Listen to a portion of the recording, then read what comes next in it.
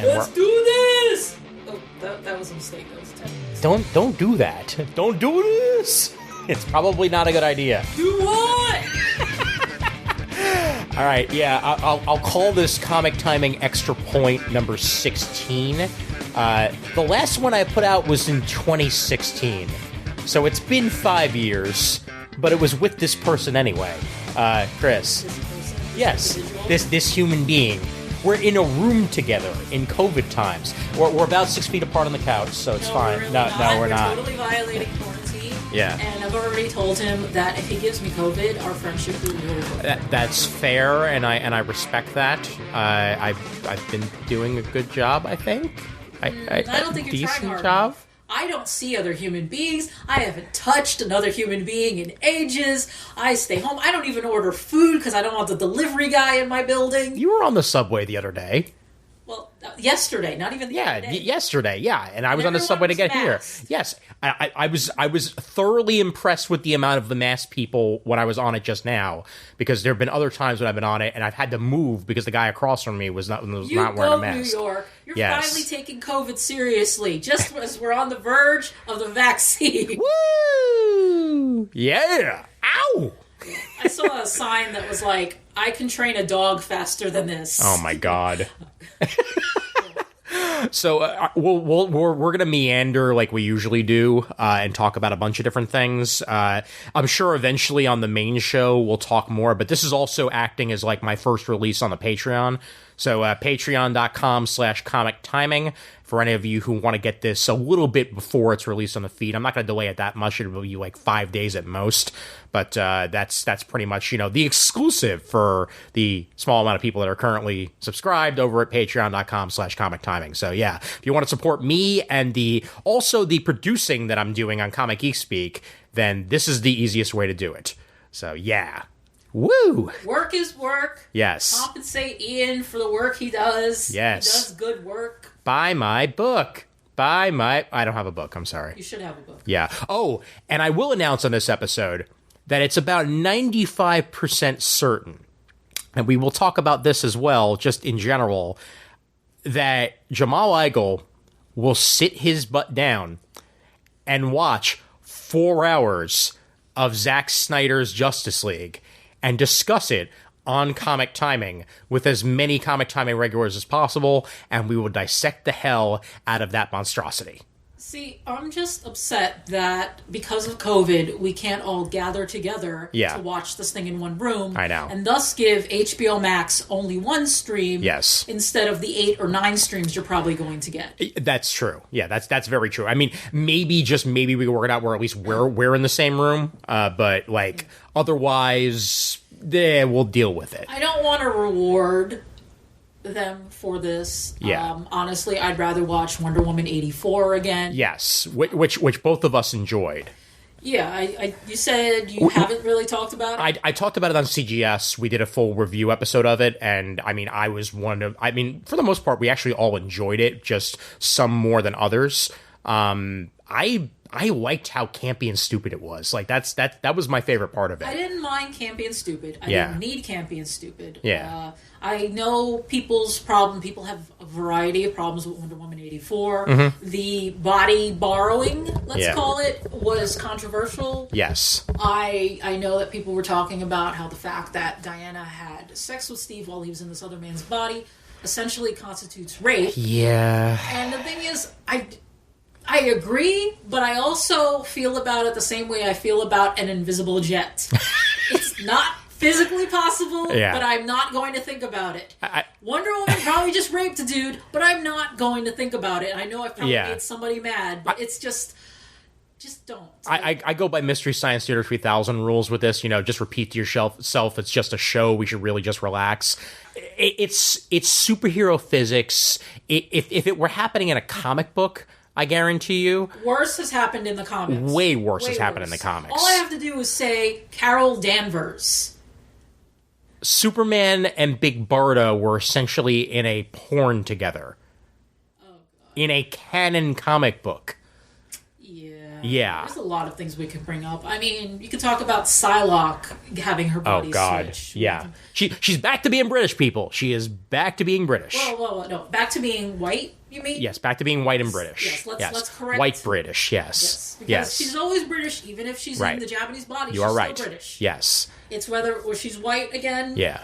Which I only prefer it because trying to explain to people why Captain Britain's fraternal twin sister is Asian is just not a conversation I want to have with people. And why there's somebody running around called Kwanin that... she's dead. Well, yeah, but she also got better at least twice. Like, did she? This is comics we're talking about. Yeah, I guarantee... I'm almost certain she came back at least once. I'm waiting for the well actually in the comics to us, because I have the issue where she died, and then I was just like...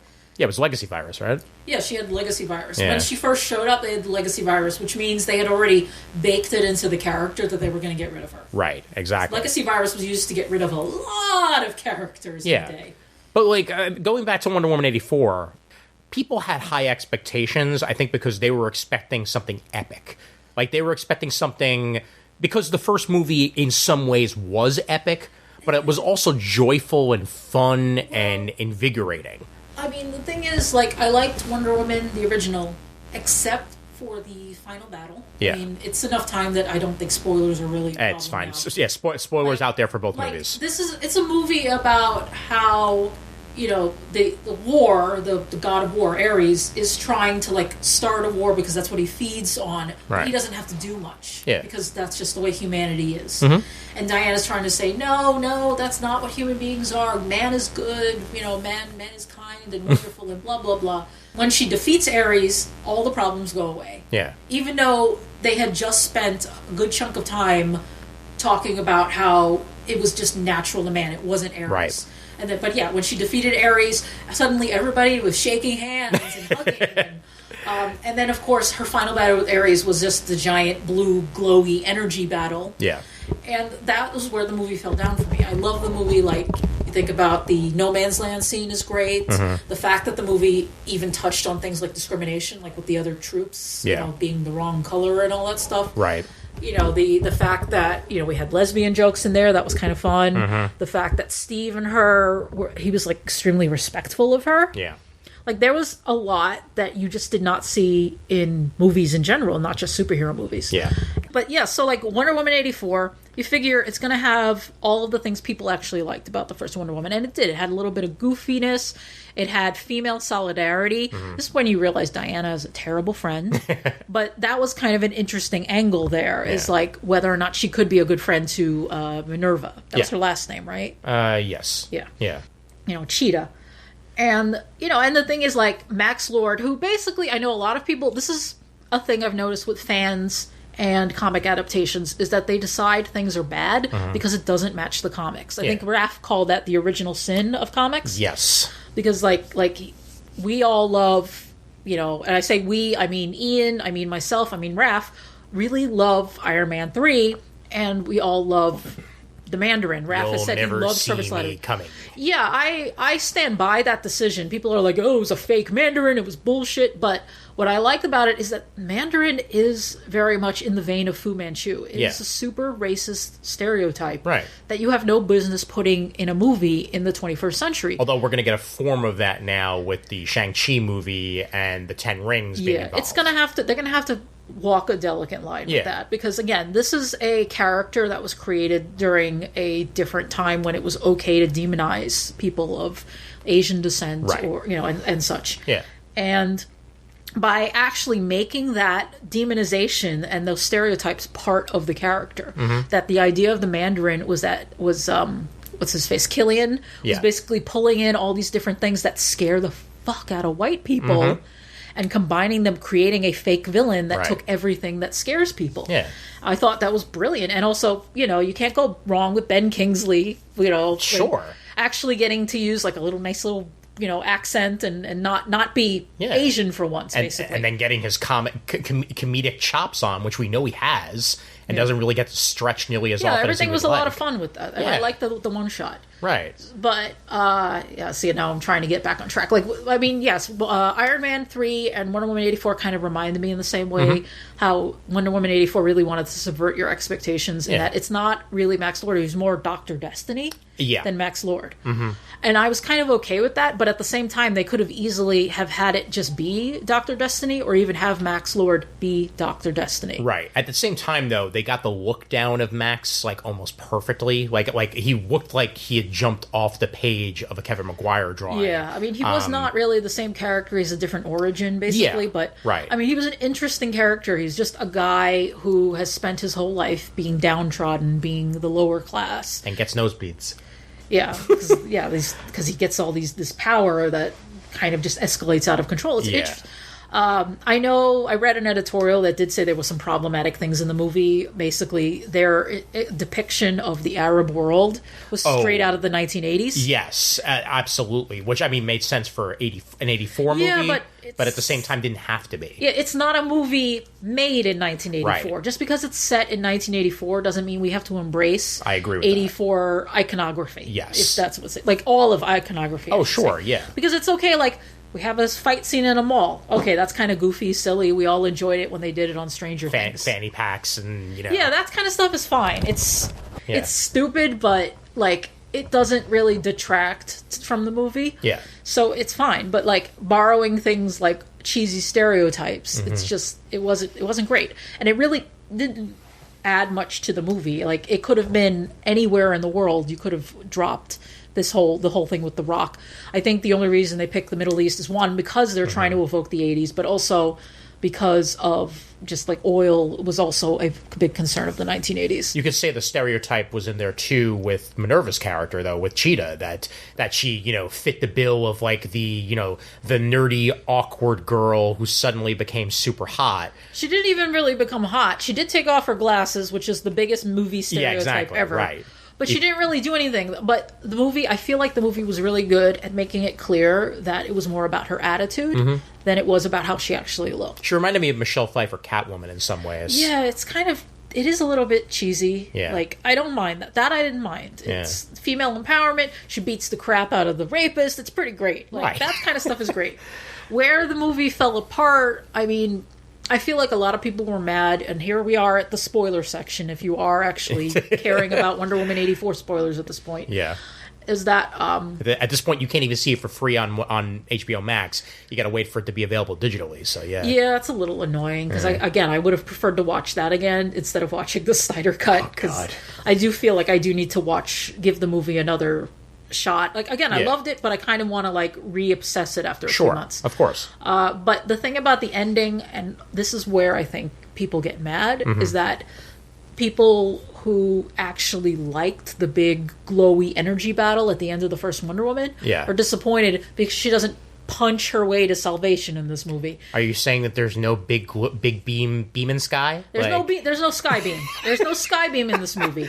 There is Diana going, hey, everybody, you're better than this. Yeah. Don't be a dick. People are going to die, blah, blah, blah. And everybody's just oh, okay. She buys the world a Coke. Yeah, she basically, she teaches the world to sing in perfect harmony. Exactly. Which is a little cheesy. I don't love it, but I like it better than the alternative, which was either big glowy skybeam, again. Yeah. I mean... Even if it's not a big glowy skybeam, the ends of most superhero movies follow the same kind of thing. Yeah. And then there was the ending we were all expecting because it's Max Lord and Wonder Woman where she would snap his neck. And I fully thought that was going to happen. I would have been fine if that had happened. I'm glad it didn't. Yeah, I'm glad it didn't happen because the thing is, and this can kind of segue into WandaVision if you want to, is that when it's not an exact adaptation of the comics... it still has something to offer us. Well, I would still be surprised by it. What I would say is that it would venture way too close to Man of Steel if that was the case, because Man of Steel ends with a snap of the neck, and that's essentially the end of the movie. Well, that's why they couldn't do it, and they shouldn't have done it with Man of Steel in the first place. We've had this argument. Yes. I mean, sure, Jamal could go on for 3 hours about how it was wrong. Yeah. Because the thing is, anybody who's read the comics, that was actually interesting. Is that for those who have not read those comics, as I'm sure there's a few people, was that Max Lord had Superman under mind control, and Diana was fighting him. And the thing is that Kal-El Clark is kind of strong, is stronger than her. She's very strong, but he is still stronger than her. There was no way she was going to win that fight. Like, she had a broken wrist, if I remember correctly. Like, she was all beat to shit. And she went to Max, and she's like, how, like, I think she used the last word truth. She's like, how do I stop this? How do I stop him? And Max says, kill me. So she snaps his neck. It's on TV. Both, Clark realizes what she's done because he snaps out of the thing. Bruce is super judgy, like a bitch. The guy who, created Brother Eye and also had an entire dossier on all of his Justice League members that got stolen by Ra's al Ghul and nearly killed everybody. This was all around the same time, too. Yeah. It was an interesting story. Yeah. I have no problem with it as a story. I think it's a good idea. It just makes me think Bruce Wayne is an asshole. He can be at times, yeah. But I like, that was the setup for, was it Final Crisis, actually? Infinite Crisis. Infinite Crisis. I can't tell any of the Crisis apart at this point. The only reason I even remember that it's Infinite Crisis is because that was right when I was getting into podcasting. I have it somewhere in this apartment. I have a copy of that. But that was the comic, and the thing is, it would have been kind of neat to see that in a movie. Yeah. But to be surprised and to be like, hey, we're not going to go that way. We're not going to go violent. We're not going to copy Man of Steel. Right. It was kind of neat. Also, honestly, I don't think you can do that in the movie unless you already had a plan for where this is going. Yeah. Like Marvel in the past, what are we at now? 13 years? Jesus Christ. Because we were at that Comic-Con when they revealed the Iron Man. Yeah, well, but it was 2008. 2008 is when Iron Man came out. Yeah, 2007 we saw the footage. So yes, we were at. Yeah. It was San Diego Comic-Con. I wanted to go to the Disney panel. Yes. And because we were already in the room, we were like, we'll stay for the Marvel panel. Yeah. Everybody lost their goddamn minds when we saw the footage from Iron Man. Yeah, absolutely. So that's the first and last time I've ever been there for a major Comic-Con event. I'm never going to be at one of these big reveals ever again. Yeah. Well, because I remember in 2009 you tried to get into Hall H for a panel, and we wanted to go to the another Disney panel. Yeah. And we only got into Tim Burton, and I had a sunburn, and I was like, I'm leaving, screw this. Yeah, exactly. Yeah, I had a really bad sunburn because of that. Hall H sunburn, I call it. Yeah, Hall H is garbage. Like, it just needs to stop. Yes, it is. But going back to, it's been, Iron Man came out 2008. Yeah. And then Iron Man, and then 2 months later you had Hulk, and then the next year was Iron Man 2, and so on and so forth. Yeah. But me and Ian were talking about this a little bit before, about how Marvel didn't always have a plan in place. Like, the fact they didn't know what they were going to do with S.H.I.E.L.D. Yeah. Because you had Coulson always being like, the strategic homeland, and it's like, we'll work on that. I mean, Nick Fury was a last-second addition. Like, that whole last scene that, changed the face of Marvel forever, and at the Avengers Initiative, like, that was a last-second decision to even include that. Yeah, it was, they didn't have a long-term plan, but the thing is, what I like is that they adapted quickly. Kevin Feige obviously is the big driving force. But right. They adapted quickly, they figured things out, and they retconned like hell. And it's fine. Like, when you watch the first few movies, you notice. Yeah. But it's not as bad as trying to watch all of the DC movies. Oh my God. Because they don't fit together. Well, even I mean, perfect example, since we're talking Wonder Woman. The Wonder Woman that we see in Zack Snyder's, Batman v Superman, and hell, even Justice League, is not necessarily the same Wonder Woman that we see in Patty Jenkins' movies. There's character beats that are there, but at the same time, I feel like the personalities don't quite line up. I mean, it's a little annoying to show us Diana in 1984. First, we show her World War I, and then it's like, oh, well, she didn't really do anything for the next, 60 to 70 years. Yeah. And then they have this 1984 adventure, and then the next time we see her is in Batman v Superman. Right. And the problem with that is, I feel like Diana from the first Wonder Woman movie and Batman v Superman Diana are somewhat in sync, because here's someone who never got over Steve, which in itself is a problematic thing. Like you couldn't get over this dude. Right. Decades later, you're still kind of pining for him. That's just sad. Right. It's a there's fish in the sea, and all that stuff. Yeah. I mean, maybe she just really liked that Steve Trevor dick. I don't know. Zack Snyder also originally, like, I remember seeing the original image, like, before Patty Jenkins came on to Wonder Woman, and they decided to have it in World War One. I think the original image that we see on, on her table of her is from, like, the 1800s or something like that, with like an Indian chief and like a whole bunch of others. Oh, that and sounds bad. Yeah, it would have been like a completely different experience. Yeah. Than when they started filming Wonder Woman and they, superimposed the, the World War One guys in there. Yeah, it's weird, yeah. Yeah. But it's just, it doesn't quite sync up because you're saying there's beats, but it's different. Yeah. But it's also like, I'm sorry, but a character in 70 to 80 years should have some character growth. It doesn't matter, that, we haven't seen that many movies. Like, yeah. That's one thing that I feel like the DC movies haven't quite figured out, is that you have to have character growth. None of the characters have had character growth. Yeah. And I mean, like, although I say that I enjoyed Wonder Woman 84, it's far from a perfect movie. Yeah. And there are beats like that I wish didn't come across as stilted. The character itself really is better than that. Essentially, of just been, like, going about her business lovesick for, like you're saying. Yeah, there's too much of the plot hangs on her infatuation with Steve, Steve coming back, and it's just kind of dull. I mean, there's a power in her giving up Steve, though that part made me angry, not because she gave up Steve, but because they used the freaking music from Sunshine. Oh, God. So they couldn't even get an original piece of music. They're like, no, we're going to use this beat from this other movie that we hope nobody has seen. It's just... Well, Zimmer did the soundtrack, I think, if I remember correctly. For Sunshine? No, for, yeah. No. That was, I want to say Clint Mansell. Oh, okay. Or Mantell. Okay. I'm having a brain fart now. No, it's fine. I have a phone. I can look these things up. Yeah, exactly, right? But, I mean, yeah, the musical cue was not earned either way, which a lot of movies fall into those trappings of, like, using previous score when they haven't quite used it. They haven't quite earned it. I actually think a perfect example of that is... Joss Whedon's version of Justice League. It's not Clint. It was John Murphy. Okay, got it. John Murphy. I don't know why. I think it's because Clint did the music for Requiem for a Dream that gets used everywhere else. Lux Eterna. Got it. Like one of the other most overused pieces of music. Yeah. It just felt cheap. It's almost like we couldn't be bothered to compose original music for this scene. What I was going to say, though, is that it reminds me of the Superman music sting in Whedon's version of Justice League, where, like, suddenly we get the ba ba ba ba ba, and I don't think this version of Superman has ever been ba ba ba ba ba. Like, it doesn't. Yeah, it doesn't work. Why would you want to remind people of a movie that's better than the one we're watching now? Yeah, exactly. That's probably the biggest problem with it. Is unless you are confident that this movie is better than the one you're referencing. Yeah. Like, it doesn't work. I mean, it doesn't in general. Yeah. When we watch things like the Crisis on Infinite Earths crossover, part of...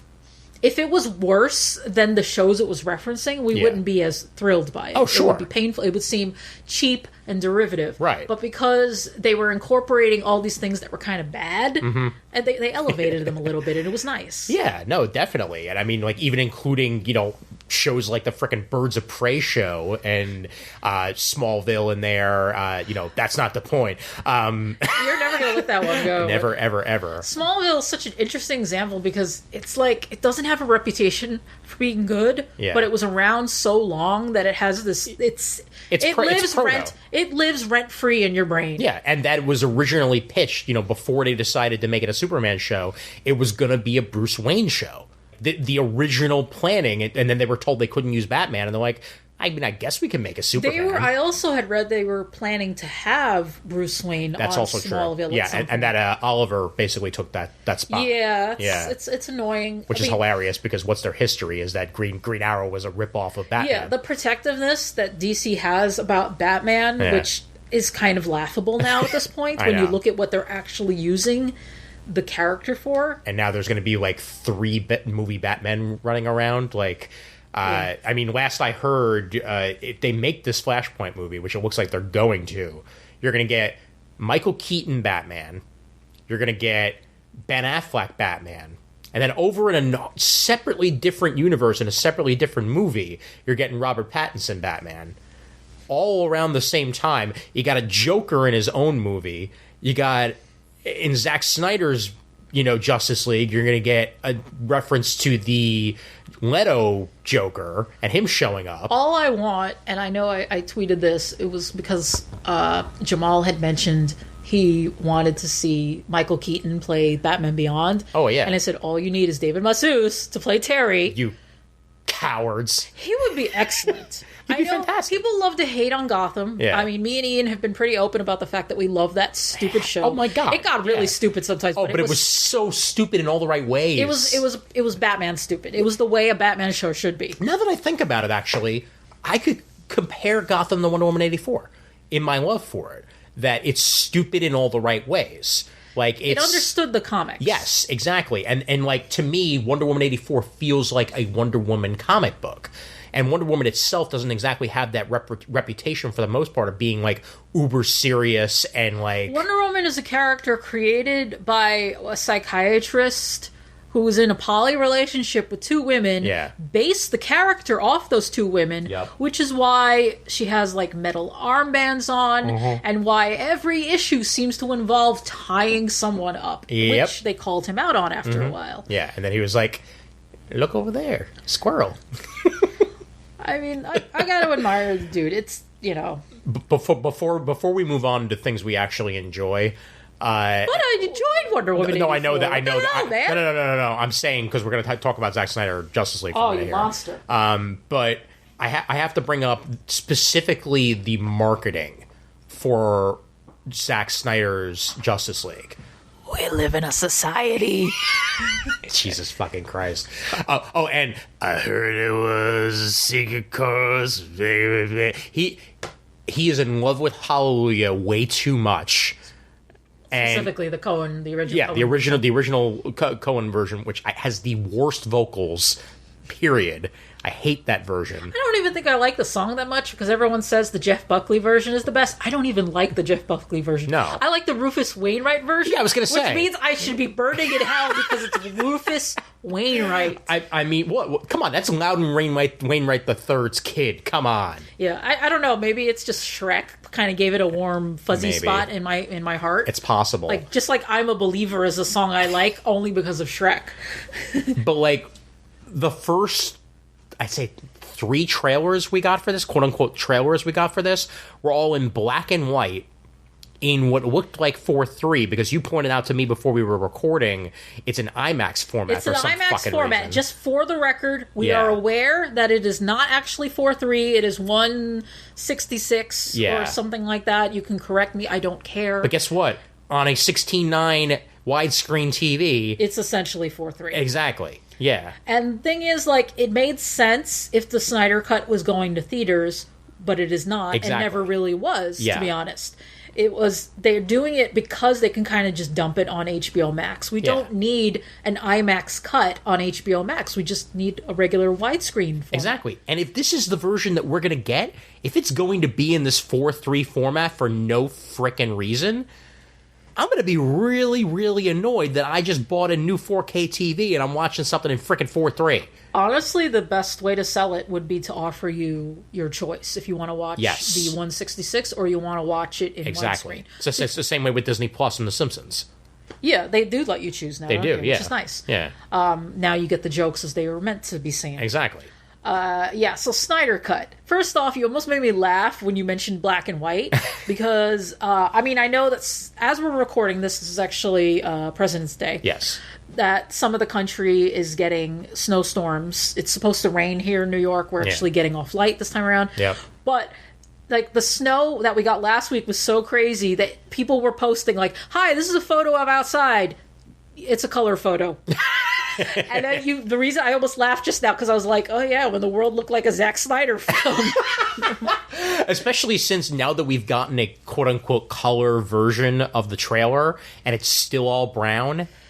Yeah, I hate... That's not even just Zack Snyder. That's a thing that movies have been doing for a while. Right. Like, I know people were comparing old Zelda games to, like, the Wii-era games, like Twilight Princess, which were brown, and brown. Hey, listen. That's not... Wrong game. I know. Sorry. Fake geek nerd. I didn't even say guy. I meant to say guy, and I said geek nerd. I highly appreciate that, though. Yeah, please continue. Fake geek boy, fake geek man. Fake geek human. Yeah. Fake geek homo sapien. That I'll take it. Yeah. I'll completely take it. But yeah, I mean, the aesthetic kind of, I don't even want to say kind of, it just does piss me off. Yeah. And you know, what's interesting about it is when you consider that it was it Justice League that had him Batman beating up people in a bunker? Wait, in a bunker? In the Middle East? No, in the desert? That was BVS. Oh, that was BVS. Yeah, that was BVS. That's problem number one, is I can't even remember which movie was which. BVS had the future scenes, which is why Zack Snyder was so quote-unquote upset when Whedon's version came out and there was no future shit whatsoever. Like, he excised everything from that because I don't think it ever made any sense, but, you know, it is what it is. Yeah, because I want to point out that a lot of, going to the other side of things, Age of Ultron had a lot of scenes cut out dealing with Ragnarok, and the thing is, those actually really didn't pan out. Funny enough, who directed Age of Ultron? Oh yeah, Whedon again. Yeah, he cut out some, but not all of the scenes, though. Yeah. Honestly, you should have just taken them all out because they added nothing. I'll tell you this. At this point, I can't wait for Zack Snyder's Justice League to be out, because then it will have been out. We won't have to listen to Release the Snyder Cut anymore. Exactly. Then we're just going to have to listen to Give Zack Snyder Another Justice League Movie, which will continue to be shouted, even though Zack Snyder himself has already stated that DC has no interest whatsoever in having another movie with him. Yeah, I mean, they're making money. That's a problem, but I think we've reached the point where a movie can't just be financially successful anymore. I agree, yes. Because they've seen they're actually getting better about playing the long game. Yeah. Like, DC tried to rush things. When they saw that Marvel was doing really well, they tried to emulate it. Because let's remember that the Snyderverse isn't even the first attempt. Like, they tried to do Green Lantern. Yeah. Have Angela Bassett as Amanda Waller. Or even going further back, Superman Returns, and then that aborted Batman v Superman movie that almost happened around the time that I Am Legend was coming out, because I remember that there was a billboard in the Times Square. Yeah, I remember what you're talking about. Yeah, now. It took me a second. Yeah, they've been trying to do Batman v Superman, and it was going to have like Armie Hammer. Well, that was the Justice League. I hear Martha laughing somewhere.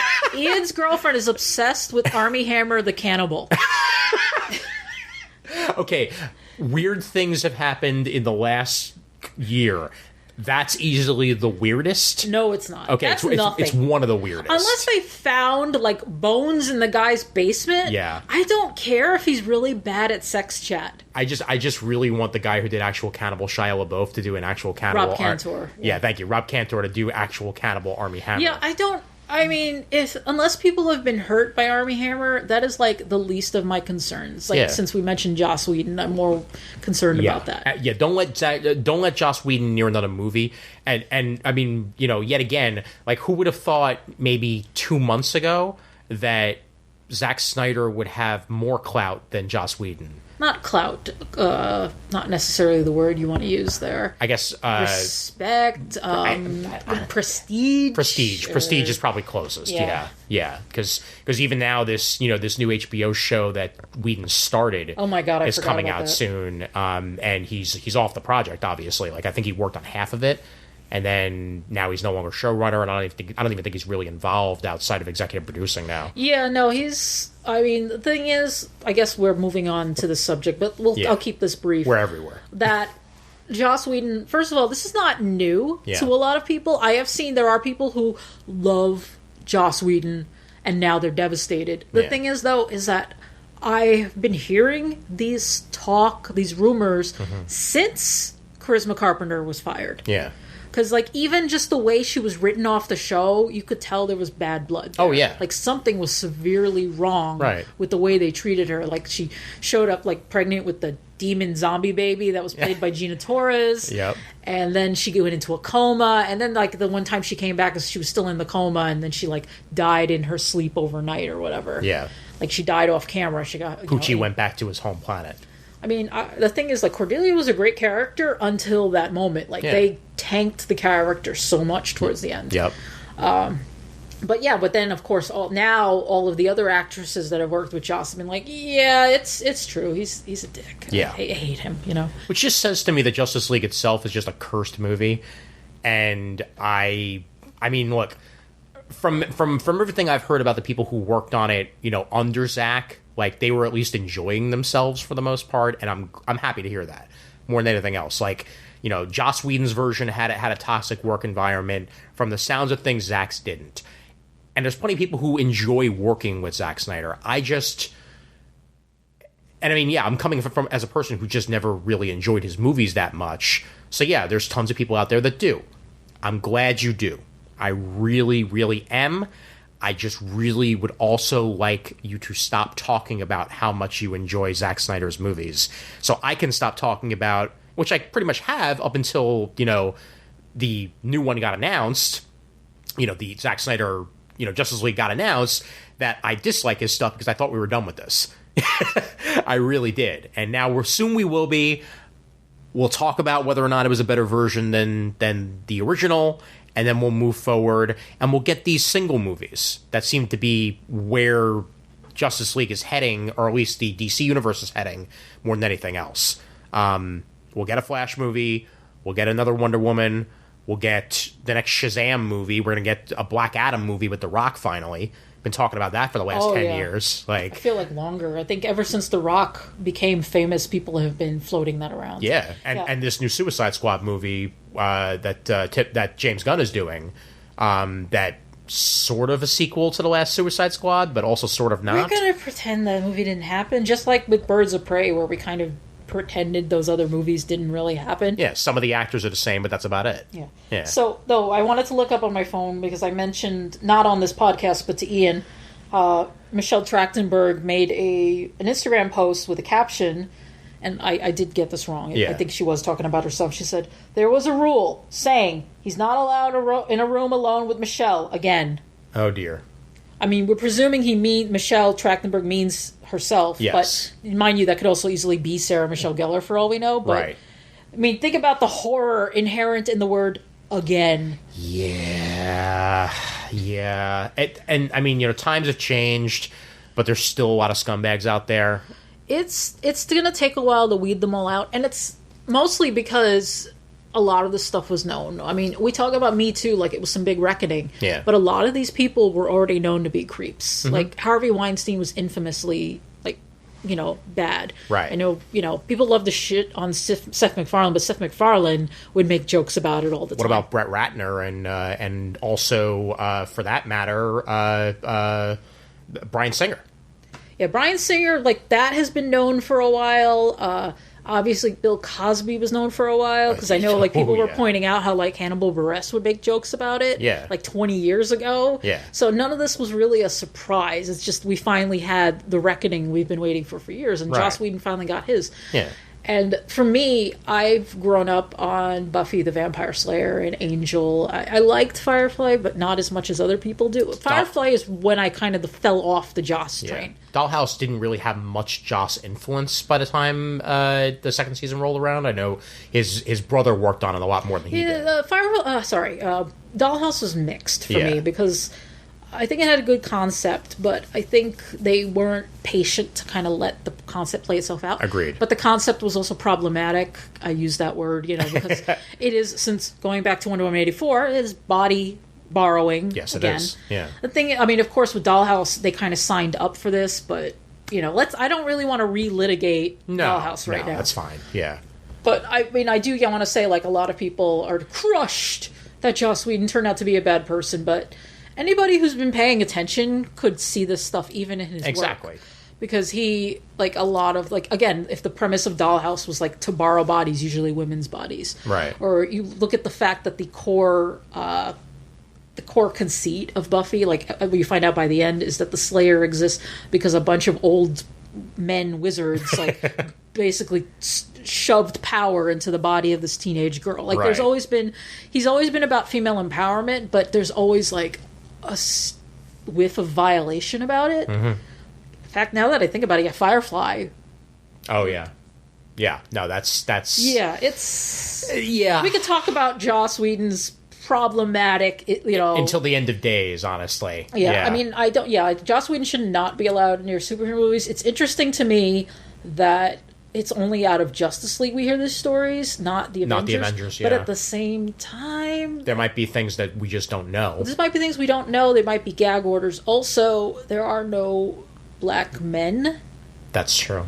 Yeah. And mind you, even... I don't know if Scarlett Johansson will ever come out and say something, but you have to think about the fact that he wrote a line like Mewling Quim, which in the U.S., we don't think anything of it, because those aren't really... Quim is not really a word we use in the United States, but anybody over in, any Brits listening to this probably cringed when I just said that, Yeah, I mean, I barely have even heard that term before, to be entirely honest. I figured, yeah. But Vajuju. Well, there's more to it. Yeah, I know. Yeah, but it's in the end, Zack's. Joss Whedon's over in the corner. Don't look at him. Don't say anything to him. Just let him sit in the corner and don't give him any more work for a while. Zack Snyder can go ahead and do whatever the hell he wants after this. And anybody who wants to follow him, please go right ahead. Continue to enjoy his movies. I'm more power to you. I'm only reporting on this movie because of the sake of podcasting. And because I want to laugh at Jamal. And because I want to laugh at Jamal Igle. Yes, I do. I love you, Jamal. I'm serious. What's really kind of trouble, look, as long as, if they want to give Zack Snyder more projects just to dump them on HBO Max, I don't care. Yeah. I already have the HBO Max subscription because I have it through my cable subscription. I'm so glad we're getting Peacemaker, by the way, talking about HBO Max. That'll be fun. That's going to be awesome. But it's I don't care about the DC stuff on HBO Max. I haven't actually seen Doom Patrol, but I will get around to it eventually. Harley Quinn is excellent, too. Yeah, I can watch all that stuff. Yeah. But I mostly use HBO Max. I've been watching the TNT shows. I've been watching The Alienist. I'm like, I missed the boat on this the first time around. Let's watch that. Yeah. And, I can watch new movies like the Black Messiah movie that just came out. I'm really excited about watching that. Yeah. So if they want to throw good money literally into a well at this point, I say literally, even though I mean figuratively, but they could literally throw it into a well. It doesn't matter. Sure. I don't really think they're going to get a lot of new subscriptions out of this. I mean, they're going to with Suicide Squad, I guarantee you. I feel like the audience for those things already has the HBO Max subscription. Fair. And if they're not subscribed, they were going to pirate it anyway.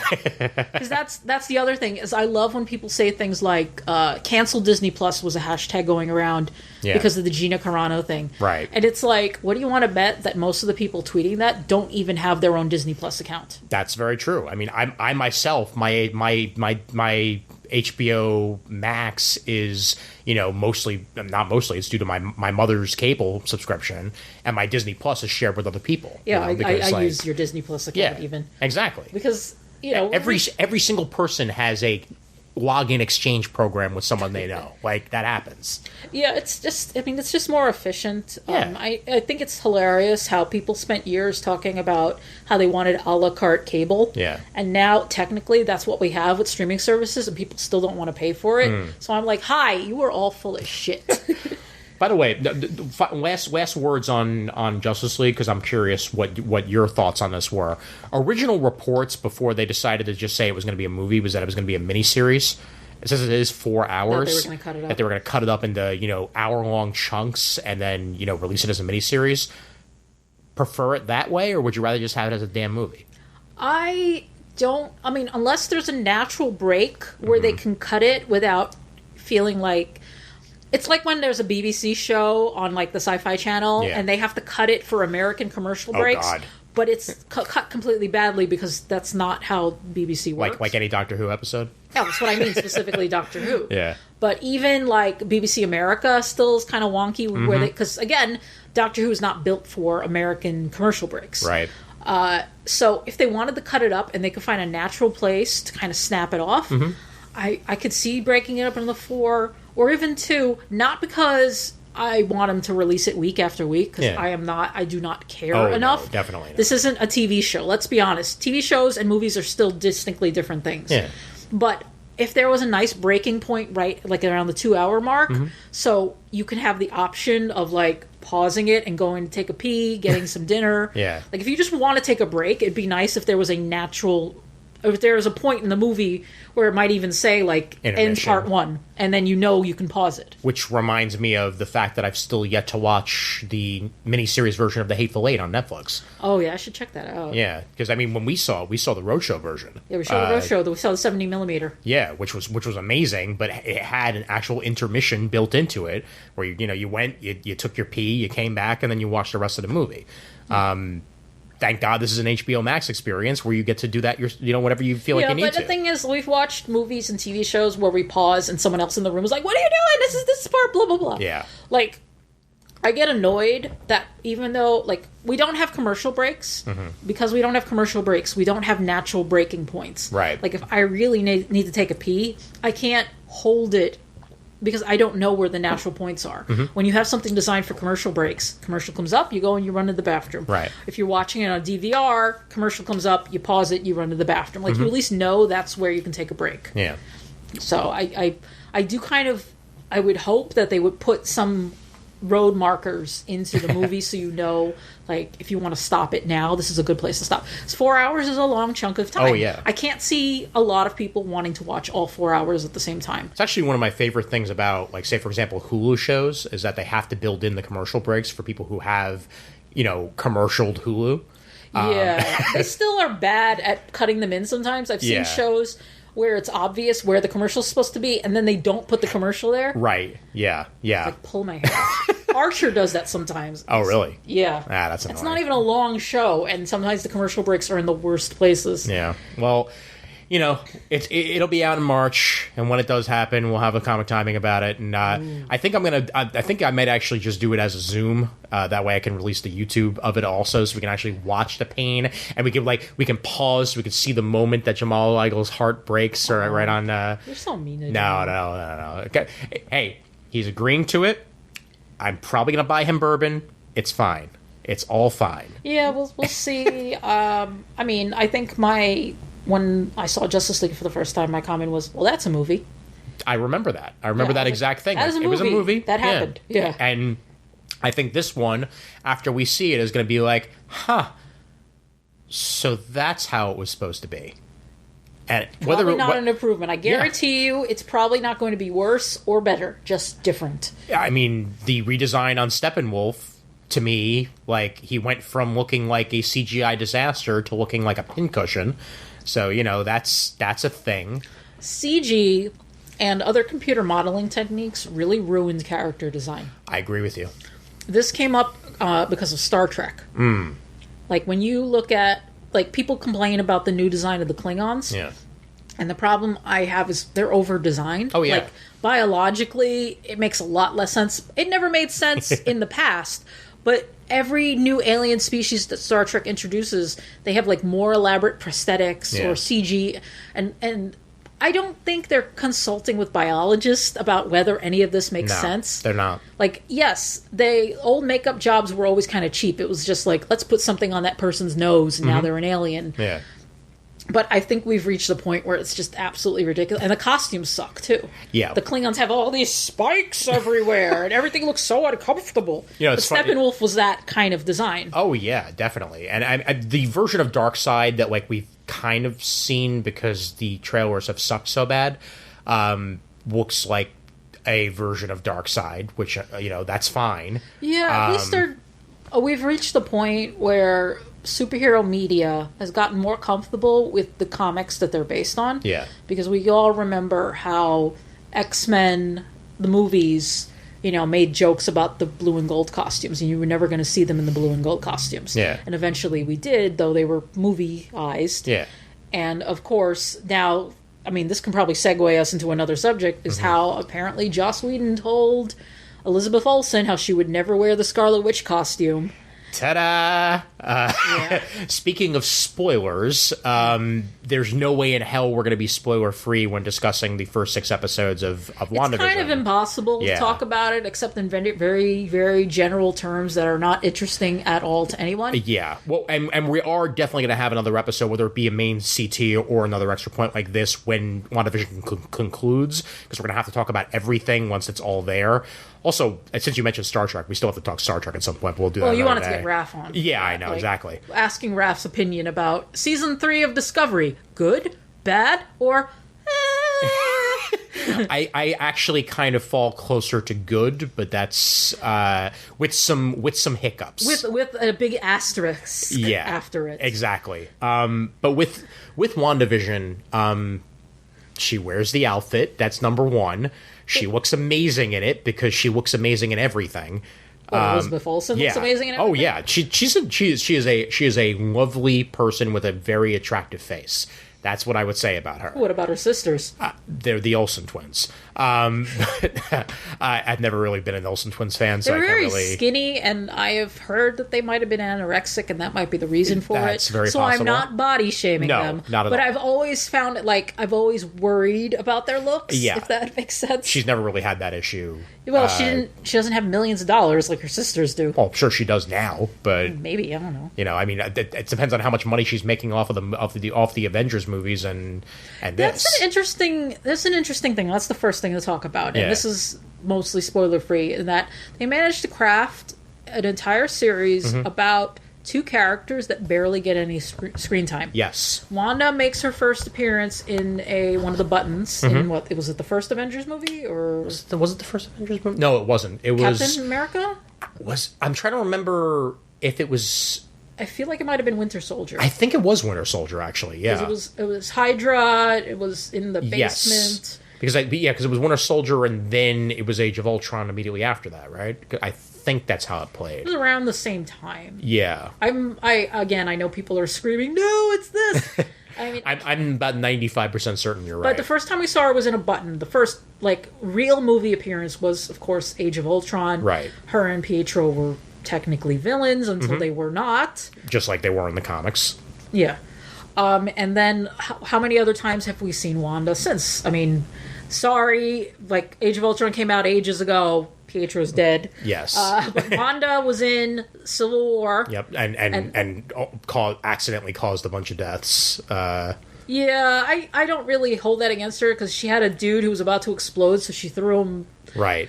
I don't think there was really anywhere she could have sent the exploding man that wouldn't have killed somebody. Oh yeah, well it was the same thing. I mean, if we want to talk comics again, the comic book version of Civil War. Civil War, though, that was Nitro exploded. That's true. It wasn't a hero making a mistake to be. I mean, the New Warriors made the mistake. They kind of rushed in. Yeah. But at the same time, Nitro still made the decision to explode. Fair. I'm going to defend the New Warriors of this. Yes.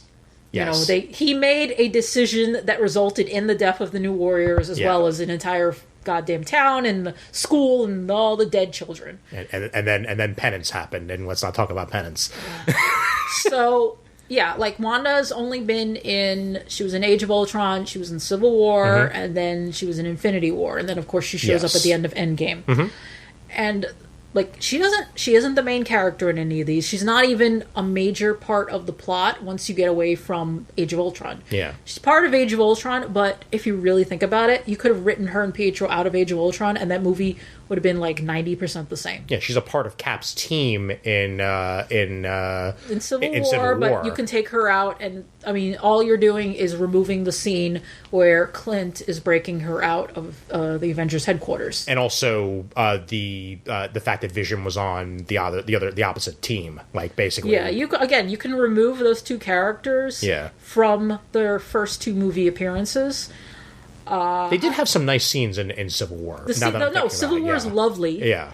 But And I know, and mind you, I'm saying this, you can remove Vision from the movie where he first appeared, and the movie can still hold up for the most part. Yeah, although the best scene in that movie, it literally involves Vision. When with Vision, hammer? Yeah, with the hammer. That is my favorite scene in that entire movie. Really? And not the part where Steve almost picks up the hammer, and you can see how Thor is, like, freaking out internally. I'll give you that. I'll give you that. Yeah. Mind you, it's interesting. One thing I love about the Marvel movies is the attention to characterization. Oh, yeah. And the fact is, like, you watch that scene, Steve, like, he's starting to lift the hammer. It budges slightly, and you can see Thor, is kind of freaking out. Thor, Odin's son, let's call him. Yes. He's freaking out a little bit. And then, of course, Steve doesn't pick it up. Thor is relieved, and it's like you think of it as a one-time gag. It doesn't really add anything to the movie. Right. The thing is, though, is it paid off in Endgame when Steve picks up the hammer. Oh, sure. And Thor goes, "I knew it."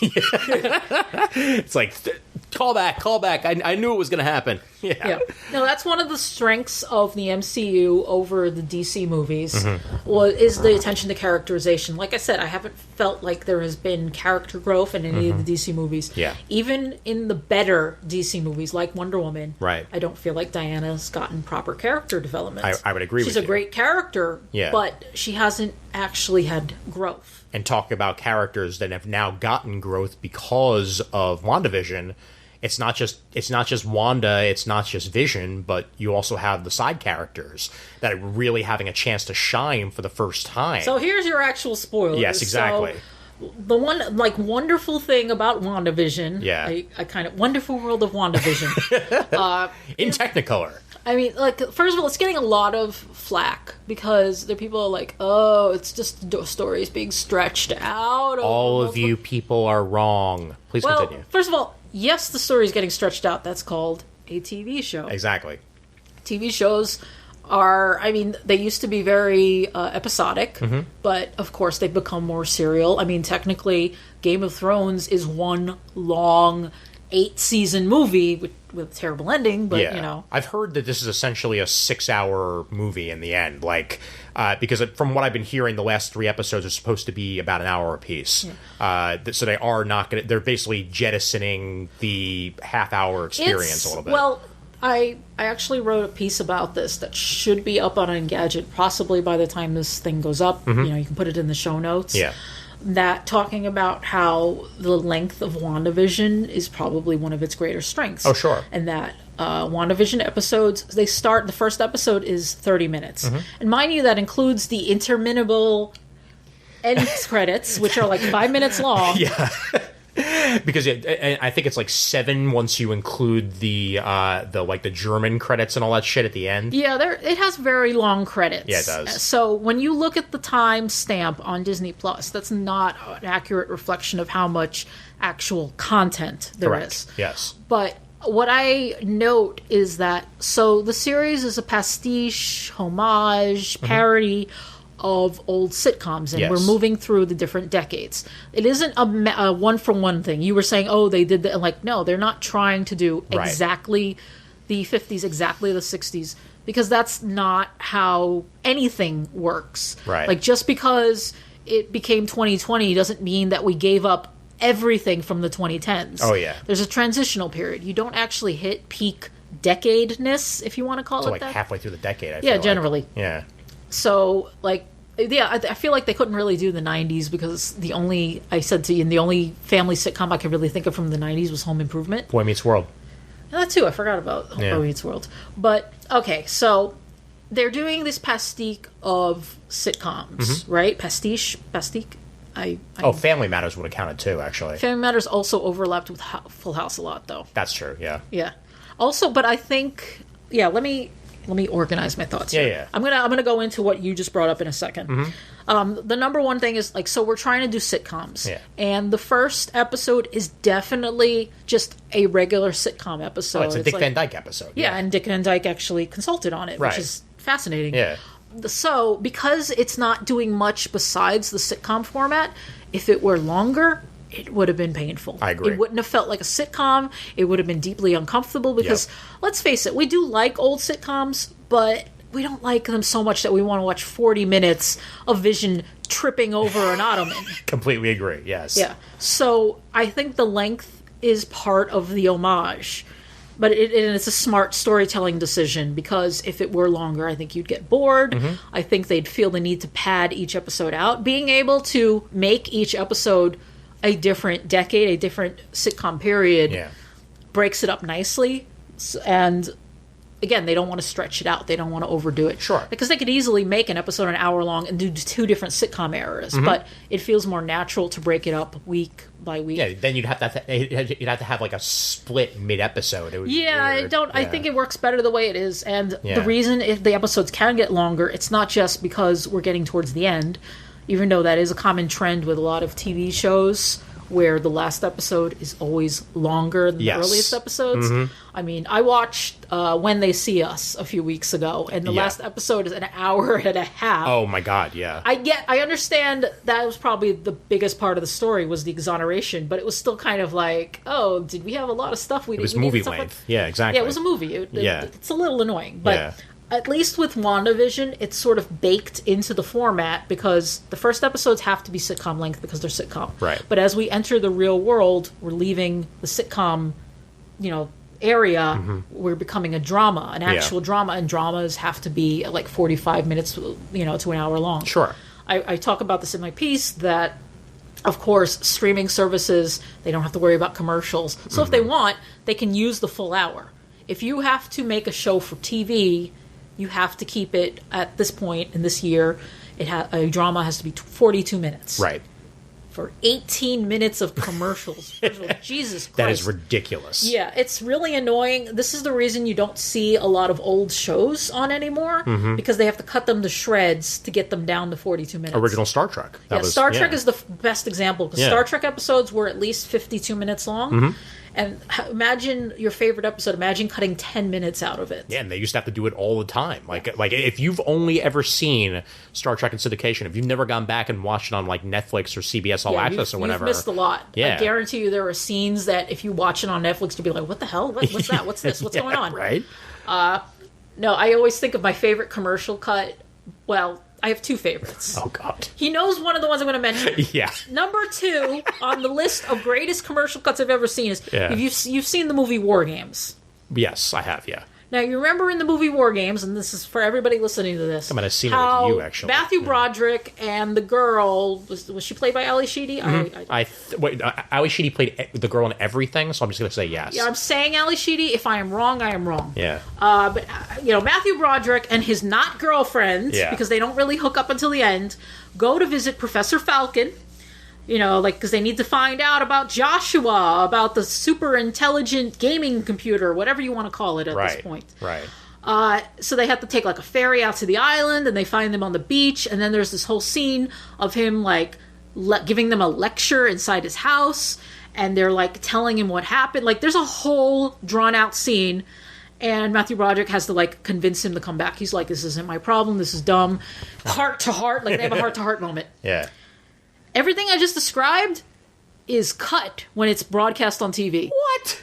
They literally get on the ferry, they go to the island, they find Professor Falcon, and the very next time you see is the 3 of them walking into NORAD. Oh my God. I did not even know there was a scene with Professor Falcon for years and years and years. Yeah, your memory is as usual flawless. It was Ali Sheedy. Did you just look it up? Yeah. Yeah. So... No, I might as well, since I'm on a trend here and we're talking forever. Go ahead, I can't wait. Yeah, Ian's laughing hysterically because infamously, the worst/best cut for time I have ever seen on broadcast, television, network television, was when it was, I don't remember, I think it was still the WB, it wasn't the CW yet. WPIX. Yeah, WPIX, Channel 11 in New York. Yep. They were showing Newsies, starring Christian Bale, and I got halfway through the movie before I realized they cut all of the songs. They left in Carrying the Banner, because you can't actually cut Carrying the Banner, because that's the opening of the movie. Right.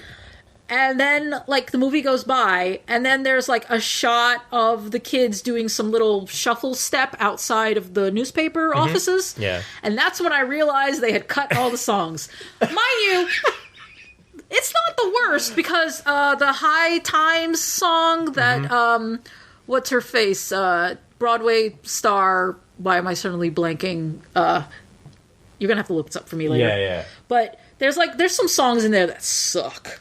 There's some songs that really suck. But then there's songs that are great. Bernadette Peters? Yes, Bernadette Peters. Yeah, Bernadette Peters sings like this High Times song, and it's really terrible. Yeah. It's like it is the worst song. That and Santa Fe. Christian Bale cannot sing. Okay, yes, yeah. but at least in the Broadway version, Santa Fe has feeling and emotion, and if you cut, and the world will know, and the journal too. It's a pretty good pun. Yeah. It's one of the best puns I've ever heard in a song. Oh my God, yeah. It's right up there with, though they call me Cardi B, I run the shit like cardio. That is poetry. One of the best puns I've ever heard in a song. That is poetry. Yeah. But yeah, so talking about like cutting things out of movies and TV shows and stuff. I'm like, okay, we're gonna get back on track here. Yes, we are.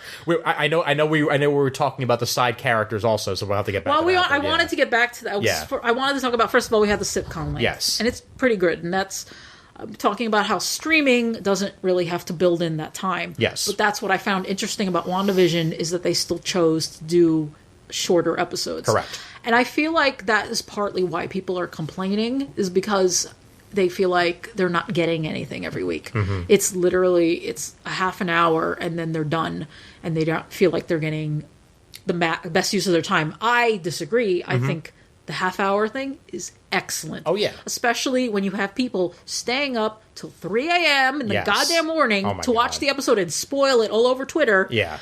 At least here, you can be like, I'll turn it on before work, and I can watch it for a few minutes before work. I can watch it while I'm working. Yeah. You know, and like the first 2 episodes, while I do not agree with what you just said about it being, you know, a waste of time and like not much happens, like I didn't say that. No, you didn't say that, but other people have said it. That's what I'm saying. Like you bringing it up, like I can understand why some people may have felt that way, but a couple other places that I've been reading about it brought this up. Like if you yourself are not an aficionado on the sitcom. Like, if you yourself are not that familiar with, you know, the years of format and, like, the changing times and, like, how different stuff came in and, like, the actual pastiches that they're doing, then, yeah, you probably hated episodes 1 and 2. Well, here's the other... First of all, I think they dropped both of them in the same week because they were going to get a lot of complaints. Right. I also think about this. So the first episode is 30 minutes, including the credits, which means, let's say, 25 minutes. Yeah. There are a lot of movies where not very much happens in the first 20 minutes. That is very true. But the thing is, you don't care as much because you still have an hour and 40 minutes after that of stuff to happen. Right. The thing with WandaVision is you have your half hour goes by, and now you got to wait a week for more of the story. Right. Forbes had a great article basically saying people have forgotten how to watch TV. Oh, yeah. You used to have to wait a week to find out the next part of the story. Mm-hmm. And the thing about that's it's both good and bad. The bad part is, and this is in the piece I wrote, is that it leads to a lot of speculation. Yep. And when the show itself doesn't match to the speculation, some people have very negative reactions. Oh, sure. And I bet you're going to get a ton of negative reactions when, you know, certain characters don't show up. Or certain characters that have shown up do not meet the expectation of when they showed up, which we will get into because I don't think we're going where a lot of people hope that we're going with the appearance of a certain character later on in the series. I think it's an interesting choice for them to do WandaVision first before Falcon and Winter Soldier. I think it was a great choice. Yeah, because I feel like they were never going to match expectations, or rather, having Falcon and Winter Soldier be the first show sets a bad precedent, because one of the things I've always admired about the Marvel Universe, the Marvel Cinematic Universe, is their willingness to do different things, do weird things. Mm-hmm. Before we recorded this episode, we were watching Ant-Man and Wasp, which is an interesting movie to me because I think actually, honestly, if you are enjoying WandaVision right now, I would recommend going back to watch Ant-Man and the Wasp. Agreed. Because they have very similar themes. Because the thing about Ant-Man and the Wasp is that there's no main villain in that movie. Yeah. The only bad guys are that little gang run by Walton Goggins. Mm-hmm. But in terms of your antagonist, which is Ghost, she's not bad. No, she's a gray area. She's trying. She's dying and doesn't want to die. She has a perfectly legitimate grievance. Like, her parents died in this horrible accident. But she doesn't even really want to hurt, the Pym or any of those people. She just wants to not die. And when she even brings up hurting someone, Bill Foster's like, no, we don't do that. Because I didn't sign up for this. Yeah, she says she wants to, like, kidnap Scott's daughter. Yeah. And Bill is like, no. It's like, that's a line we do not cross. Yeah, exactly. So that movie, I find that movie endlessly fascinating because of that. It's literally about people with conflicting needs, wherein Ava doesn't want to die and Bill wants to help her. Yeah. While the Pyms, Hank Pym and Hope, just want to save Janet. They want to save wife/mama.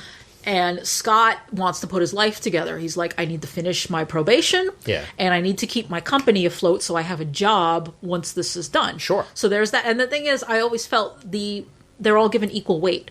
Nobody goes, oh, Scott, you're so stupid for trying to have a life, trying to have a relationship with your daughter. Yeah. Like, they understand that. There is a part where Scott is asking permission to leave. They're, like, on the trail of Janet, but he has to get home, otherwise he's going to get caught violating his probation. Right. And he's basically asking permission to leave, and Hope is just like, oh my God, just go already. Yeah. Because she's got her problem, he's got his problem. Like, he wants her blessing, he doesn't, but he doesn't need it. Yeah. And, like, I mean, he wants it mostly emotionally because he's attracted to her, but again, it's just all these different people are pushing and pulling. What they need is conflicting, and the movie only resolves when people are able to, like, sort out, like, prioritize, okay, we can do this and this. Yeah. If we do this first, then we can fix this problem.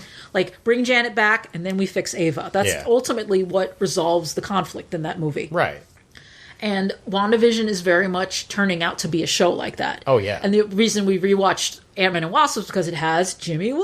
Yes. Yay. Jimmy Woo, youth pastor, magic aficionado. He's also one of the oldest Marvel characters. Jimmy Woo has existed. Like, you mean in terms of the comics? Yeah, exactly. In the comics, like, that character has existed for many, many years. Was also brought back in as part of Agents of Atlas, not that many years ago, and was great in there. I love the Agents of Atlas as a concept. Jimmy Woo is far cooler in the comics than he is in the show. But I feel like Jimmy Woo's slightly softer version of Jimmy Woo fits in perfectly with these shows. Totally. Because, like I said, Ant-Man and the Wasp was a movie where there's no real villain. Like you look at Jimmy in that, Jimmy's just doing his job. Jimmy's like super nice to Scott. He wants to hang out with Scott at the end. You want to go out? You want to go out for dinner? You want to? That was. I could tell it was clearly at least partially improv, but it was so good between Paul Rudd. Yeah, it was like super awkward. Also, I would love a scene in WandaVision that is actually Scott and Jimmy getting dinner. Yes. Bringing Darcy back for WandaVision. Yeah, they brought back well. Darcy. Darcy, of course, was the comedic relief in the Thor movies. Yeah. Which is what's interesting is they have sitcom veterans. That's true. They have fresh off the boat, and they've got two broke girls. Two broke girls. So we're like Ian said, he thinks that you think Darcy's going to be... I'm 95% certain that when we get to next episode, Darcy is going to be working at the diner. Like, she'll be a waitress. Yeah, she's going to be a waitress. I don't know what they're going to do with Wu if he winds up getting sucked in. If he got sucked in at all. Yeah. I mean, I guess we can just talk spoilers. Oh, yeah. Yeah. We're what's interesting, the show is basically, it is slow burn. Mm-hmm. It's not a big action extravaganza. Yeah. Which is, I think, again, people are reacting negatively to that because they want that. They want that stimulation. They want it injected into their eyeballs. By the time you got to the end of the second episode and you went color, that to me was a sign. I knew it was going to be a slow build to begin with, but like that was a sign that like we were approaching something. It's under the surface, bubbling as a horror story. Oh my god! It is definitely, I think, meant to be a horror story. The theory is that it might be Mephisto. Mm-hmm. And there are two references. We can pretty much talk about the most current episode. Yeah. Where Pietro, as played by Evan Peters, amazing, calls the twins demon spawn. Yeah. And then he says that the town, Westview is charming as hell. Yeah.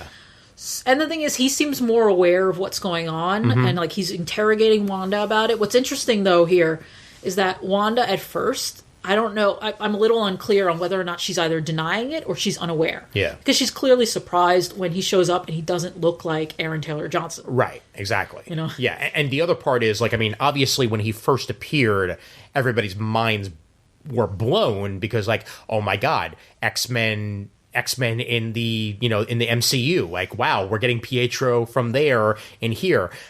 Not necessarily the case. We don't know yet. That's... Again, people saying nothing's happening or that it's not interesting is dumb because I actually would love to know, is this really Peter Maximoff or whatever his name was in the X-Men movies? Yeah. One theory I have seen was somebody saying that, remember they point out she can't raise the dead? Yeah. And the Vision is kind of a fuzzy spot because he only died because they removed the stone from him. Right. But the stone back, he technically should be alive again. Or if you find what they were actually trying to do in Infinity War was replace the stone, right? Yeah. Like Shuri, you know, basically made Bruce feel like an idiot, and you know. But the thing is, so there is a possibility Vision can live without the stone. He could live again. He's not a biological being.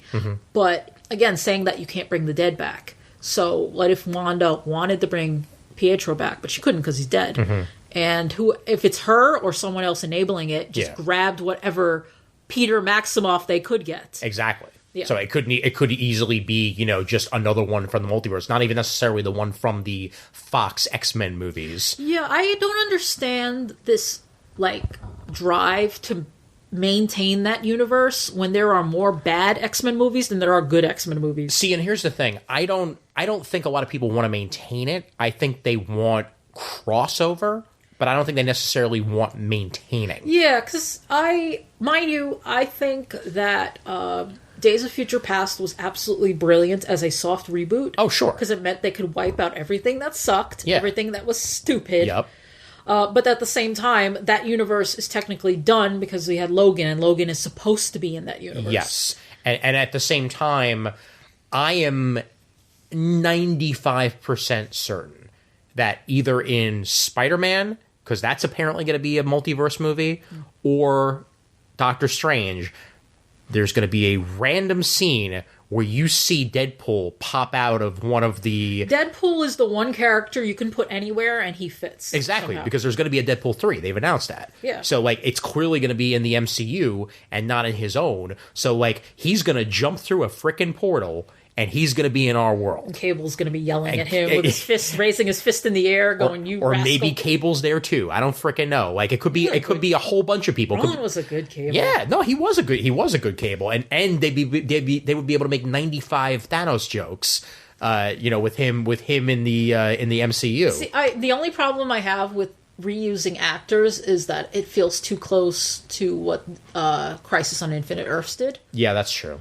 And, I mean, I thought Crisis on Infinite Earths was done pretty well. Not the best, but good enough for me. And, again, no David Masseuse. Disappointing. Talking about reusing actors, though, Chris Evans... it was see, it's weird. It's weird. Like, I don't want... You guys can't do the same jokes that DC did. Michael B. Jordan. Because I guarantee you people are already going to... The minute we start introducing a Marvel multiverse, people will start comparing it to Crisis. Oh, sure. And Crisis, I think, was done pretty well. It could have been better. Yeah. There were some flaws there, but I think it was pretty solid, you know, for a TV event. And they had fun with it. And I think...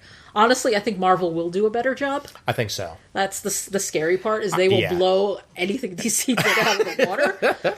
I mean, Into the Spider-Verse was just a taste of that. Yeah, if we're getting the type of Spider-Verse movie that we might be getting in Spider-Man 3, like, oh shit. I've always felt like mind you, the multiverse, Marvel has always had a better multiverse because DC has always tried to slim it down and made it worse somehow.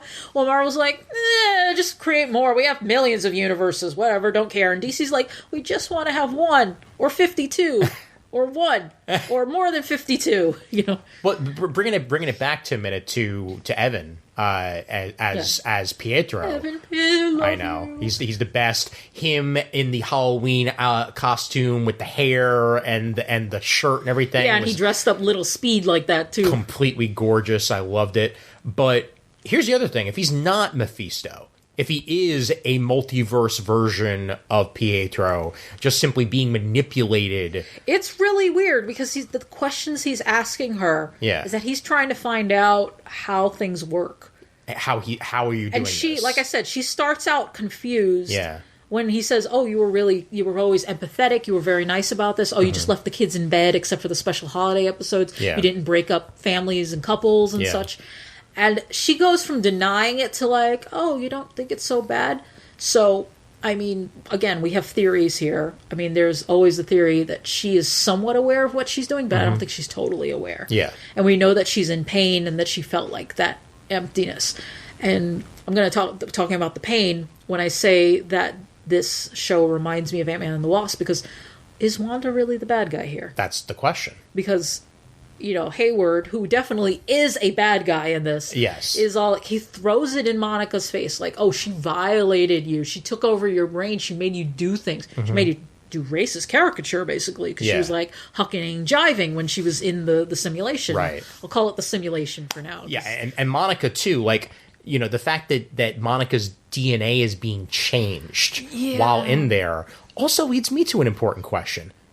Is Wanda accidentally creating mutants? I think we're definitely leading into Monica having powers. Yeah. Whether or not anyone else in there will have powers. Agnes could be Agatha Harkness. Yeah, she was dressed as a witch in the most recent episode, so people are reading that. The other guy, the neighbor, the one who was... he was like a Frankenstein. Yeah, but his first name is the same first name as the High Evolutionary. Okay. So, I mean, that could easily be something. Yeah, I don't want to speculate too much on minor characters. Yeah. I do feel like they have more in planned for Monica, though. Right. Especially since, Monica is Captain Marvel, but at the same time, we still have Carol Danvers Captain Marvel. So. And we're introducing Ms. Marvel, which is a whole other bag. But but she's apparently going to be in Captain Marvel 2, Monica Rambeau. So that's so we'll see what happens with that. I think Monica isn't going to die. If she does, you're going to hear the screaming across the room. I don't think she's going to, because she's a great character. And they have plans for her, so yeah. But, mostly the only thing that the DNA getting changed made me think of is the book timeline. You weren't with me when I went to see that movie, were you? No, I wasn't. Michael Crichton's Timeline, a very good book that got turned into a very bad movie. And one of the plot points in the movie was that one of the guys who's part of like the original team who's using the time machine, and that the time machine does kind of shuffle your atoms a little bit. Okay. So every time you go through, like, everything's changed a little. This guy had gone through enough times that his brain had been rewired, and it made him crazy. Jeez. So that's what I'm worried about with Monica. But you're right, that's probably more they're going to be like, she has powers now. Yeah, that's clearly how her code name is Photon. Yeah, because they're worrying, they're making it worried that she's going to die because she keeps getting shifted around. But because this is the Marvel universe, she's going to get powers. Like, that's a given. Yeah. I mean, the only other outcome I see is that she doesn't automatically get powers, but she does start to die, and Wanda has to fix her. That's possible. And Wanda does what she can to try to keep her from dying. The other question she might have Wanda's powers, even. Ooh, that's... Or similar powers. She might have Wanda's original powers. Okay. Like, movie Wanda's original powers. Right. Yeah. Which also leads me to the question, is this chaos magic that she's using? Because, I mean, in the comics, we're going House of M here, but also in the comics... There was a whole thing about how "quote-unquote" chaos magic doesn't exist. Yeah, it was bullshit. And that it was just her powers, out of control, out of haywire, or as it were. She was originally introduced as having luck powers, basically. Her hexes were basically luck fields. I love that they referenced the hexes in this. They expanded into, she's actually does know magic, and it's chaos magic. And they're like, no, that's kind of bullshit. Yeah. Because they wanted to get back to the fact that she was supposed to be a mutant. Right. Honestly. Yeah. And mutants shouldn't be magical. Sure. I still agree with that. Yeah, no, definitely. Keep everything in its neat little corner. Yeah. I mean, that's why it's a little puzzling. Like, are we getting Doctor Strange on this show, or are we going to go more scientific? I think we're getting there just because if all three of these movies are connected, like it has been discussed in other, like, Hollywood Reporter talked about it a couple times, how, like, WandaVision, Spider-Man, Doctor Strange, they're all connected in one way or another. Yeah. And Doctor Strange is confirmed for Spider-Man, so it would certainly make sense for him to show up in WandaVision. It just occurred to me how perfect it is for Strange to be in Spider-Man. Oh, yeah. Because he was such an asshole to Peter. Oh, hi, I'm Peter. Oh, I'm Dr. Strange. Oh, we're using our made-up names. And I'm watching that thinking, oh my God, Steven, you are such an asshole. You are so rude to this child. This child introduced by his name. Yep. When he says, I'm Peter, you're supposed to say, I'm Steven. Yeah. You're a condescending bitch. Also, and you deserve the zing that Peter gave you inadvertently. Part of me thinks also that if you're introducing Doctor Strange, that we're going to get the essentially the quote unquote mind wipe that we got in the comics to try to get Peter's identity back. That's a possibility. I am still rooting for. I don't think it'll happen, but the fact that there were even rumors without saying in public that I really wanted Charlie Cox as Daredevil back. That may still happen. But not as Daredevil, as Matt Murdock, because Peter's going to need a lawyer. Exactly, yes. And the idea of, like, maybe he seeks out Peter, like, hey, kid, you're going to need help. Because that was my first thought, is like, this kid is in so much legal trouble right now. And I mean, that makes the most sense, and I think of all the actors from Netflix that need to come over, Charlie Cox is the main one. Yeah, if they're even... I know that they have the rights back. Yeah. So that's not a problem. Right. But if they're still worried they don't want to bring Daredevil back, you don't have to. You bring back Matt. Yeah. Like, Matt is now the superhero lawyer, which leads me to the other thing we probably should talk about. Go ahead. Okay, and I told my mom this. Wanda needs a therapist. There are two... I mean, I know there was another one introduced a few years ago, but there are two major therapists in the Marvel Universe. Yep. One is the bald guy in the floating chair. Who's that? Who's that? You know, honestly, entirely a possibility now that Xavier? Marvel, and all that. But more likely, because we've already introduced the character, is Leonard Samson. And it works too well. Because right now... we are at 2000 sitcoms, essentially, with the show. And if you bring back Leonard Samson and you have Phil Dunphy... there's a possibility you can show off a family that's very modern indeed. Oh, absolutely. Yeah. The thing is, like, I really loved Ty Burrell. Me and Ian both have, been pulling for them to bring back Ty Burrell as Leonard Samson. Because I loved him in The Hulk because he was technically Betty's new boyfriend, but also her therapist. It was a little weird. But he was so nice. Like, he was super nice to Bruce. Yeah. He's like, oh, you're my girl's ex-boyfriend that she has a lot of problems with. Okay. But he kind of gets it. Like, he's not nasty to him. He's just like, you have problems I have to work to. The person he mouths off at is General Ross. Yes. He's like, I understand why Betty has problems because you're a jerk. Who I'll mention they brought back.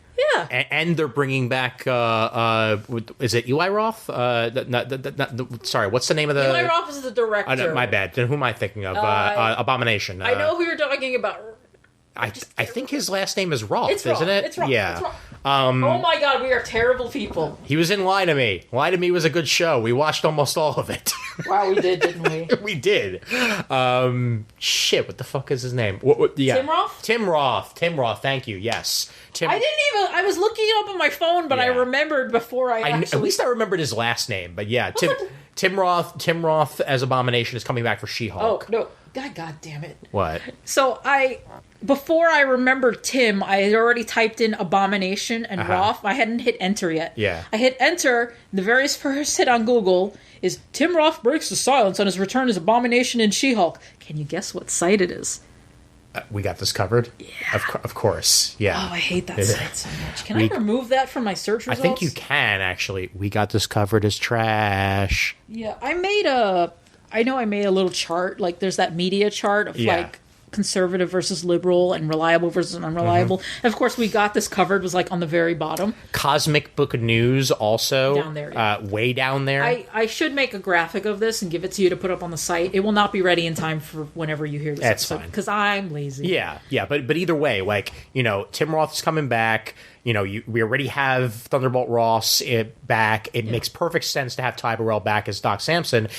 And maybe you could give him some green hair. I mean, maybe. Maybe he goes into Westview and his DNA gets scrambled too. It's very possible. Everybody gets scrambled DNA. Darcy has powers now. Okay, wait. No, Darcy, no. I don't want... Mew. Okay, no. If Jane Foster is not coming back as Thor. It's actually Darcy. God damn it. We got this covered. It's got the scoop. Although part of me also wonders if it might also be Jane Foster that they're perhaps meeting up top. Yeah, I forgot that she was supposed to be in the new movie because I thought Natalie Portman still hated the Marvel Universe. Yeah, and then when they made the announcements at the thing, that's when they were like, oh yeah, no, Thor 3's happening. We got back the only director that matters, Taika Waititi, and I like Kenneth Branagh, but Taika Waititi's made a better Thor movie. Yes, unless you ask Adam Murdo, then he's firmly in the other camp. I understand that. Hiring Kenneth Branagh it's an example of what I'm talking about. How the Marvel Universe is more willing to experiment with different ideas. Right, we're willing to make Ant-Man was a caper film, and. Of course, like I said, Ant-Man and the Wasp is like about empathy and caring, putting your oxygen mask on before you assist other people. Right. If you want to embrace the Shakespearean aspects of Asgard, then Kenneth Branagh's the guy that you're going to get. It turns out they weren't very interesting movies in the end, but they're at least trying something different with the movies. First one's way better than Dark World, though. That much I'll say. My brain was like fritzing out because I was forgetting all the movies. Winter Soldier, of course, has like a spy thriller aspect for it. Oh, by the way, random. Remember who was originally going to direct Dark World? Patty Jenkins. Yeah, I was about to say Patty. Yeah. At least they're getting Patty back for Star Wars. Yes, that is true. I am looking forward to Rogue Squadron because I've always had a thing for X-Wings and Wedge Antilles. I had a crush on him when I was younger. So the other question is, bringing it back to WandaVision, how far do you think this is going to expand? Like, how far do you think this... The circle? The circle... I think it's limited because, as we saw in the most recent episode, we're pretty much all... I mean, I can't even give you a spoiler warning at this point. We're completely spewing all over at this point. We're all there. Yeah. So at the towards the end of the episode, Wanda expands the circle. The thing is, though, before she did that, Vision goes to the edge of the hex, as they jokingly call it. Yeah. And he's already seeing people who are barely moving. Yeah. And then once he gets to the very edge of it, like he runs into Agnes, and Agnes is completely stationary. Yeah. Showing that if Wanda is the one who's completely in control, her power is limited. Right. Like, even when she goes to expand the circle, she has to stop everyone in her immediate vicinity to do it. Or even if she's being manipulated by some other force, she only has so much power. She can't. I would not be surprised if next week almost everyone in the town disappears. Like, she sends them to bed or whatever. Yeah. Like, they just gone, and the only people you see are the family and maybe Agnes. Yeah. Like, everyone else is just gone. Right. Because, again, she only has so much power. I think they were very deliberate about showing that, about how, again, everything, it's like she hit a pause button. Right. And, to open up the field. Yeah. And now she has more people under control because she made, like, the fake circus and all that stuff. Yeah. Yeah. And I mean, every episode... too, like, episode 4 was easily my favorite of the bunch, just for the way that they did it. 4 is the 80s episode, right? 4 is where we get to see all the explanation. Yeah, you're right. Yeah, and with that, the entire episode was outside the bubble, essentially. Yeah, some people even complain. Mind you, this is a show that is so divisive. No matter what it does, people are upset at it. Oh, I know. Because I saw people saying, "Oh, it's moving too quickly now." Yeah, but that's bullshit. It's supposed to be 9 episodes. It had to move eventually. I wanted an episode outside the bubble. That's why I like episode 4. Mind you, I like it all, but what was cool about episode 4 was it was the first time we ever really got to see post-blip. Yeah, that was incredibly important. I hate that they call it the blip in their universe. It makes sense because they're not aware that Thanos did a snap. Yeah. But I hate the word blip. Yeah. But yeah, the first time we saw anything post-blip really, like what the world was like, was of course Homecoming, Far From Home. But even that was very comical and silly, and this was the first time. First of all, we saw what it actually looked like when someone came back. Oh, yeah. It was literally like the dust kind of rebuilding a human. Beautiful effect. Everybody was panicking. I would not be surprised if a bunch of people died when they brought everybody back. Sure, because I'm sure there were probably people that were on planes. I continue to be super angry about that. I found Tony Stark to be incredibly selfish because he's like, no, you have to keep all of this the same because he wants his happy marriage and his kid. Yeah. But those 5 years, first of all, in the initial blip, people probably died because they were on planes and like the crew might have zapped out of existence. Yeah. There might have been people on an operating table and their doctors disappeared. Sure. Car accidents. You remember from Flash Forward? Oh my God. They showed us during the Flash Forward when people passed out, you saw helicopters crashing and such. So I guarantee you lots of people died, and it made me angry that they didn't seem to care. Like, Tony's child was more important than everybody who died during that initial blip. I agree with you. It was within his character to be that selfish. Yeah, I'm not even that mad at him too much. Like, it's within his character, but it's just the fact that the rest of the Avengers are like, oh, okay. And then, of course, you have Bruce being like, I tried to bring Nat back, but I couldn't. I'm like, what about all the other people that died? Did you even try to bring anybody else back? Also, if I remember correctly, May wasn't blipped. So May had to live without Peter. No, May was blipped. May was blipped? I think they said that in Far From Home. Okay, never mind. I thought she wasn't because that actually would have hurt a lot more. Yeah, but I'm pretty sure she was blipped. All right, never mind. I take it back. Yeah. Yeah. It's hard to remember at this point. Yeah, but I believe she was blipped. Yeah, basically, most of the characters we care about, I think, were blipped, so they don't have to have them have all this trauma. Right. Because I think I would not be surprised if all the Netflix characters were blipped.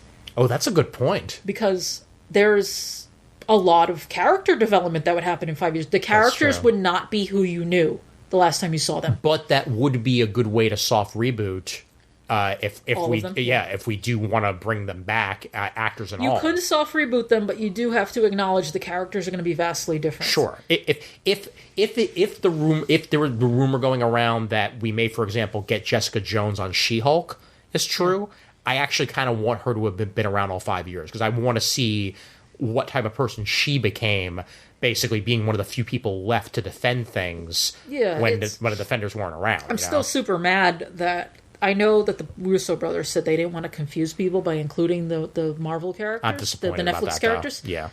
What? I'm disappointed about that too. Like, I feel like you didn't even need to. You could have just put them in the background as like Easter eggs so people spot them fighting in the background. Oh, sure. I would not be bothered if in a future thing they're like, hey, remember when we fought Thanos forces? Just so that they were in the background but you couldn't see them. Right.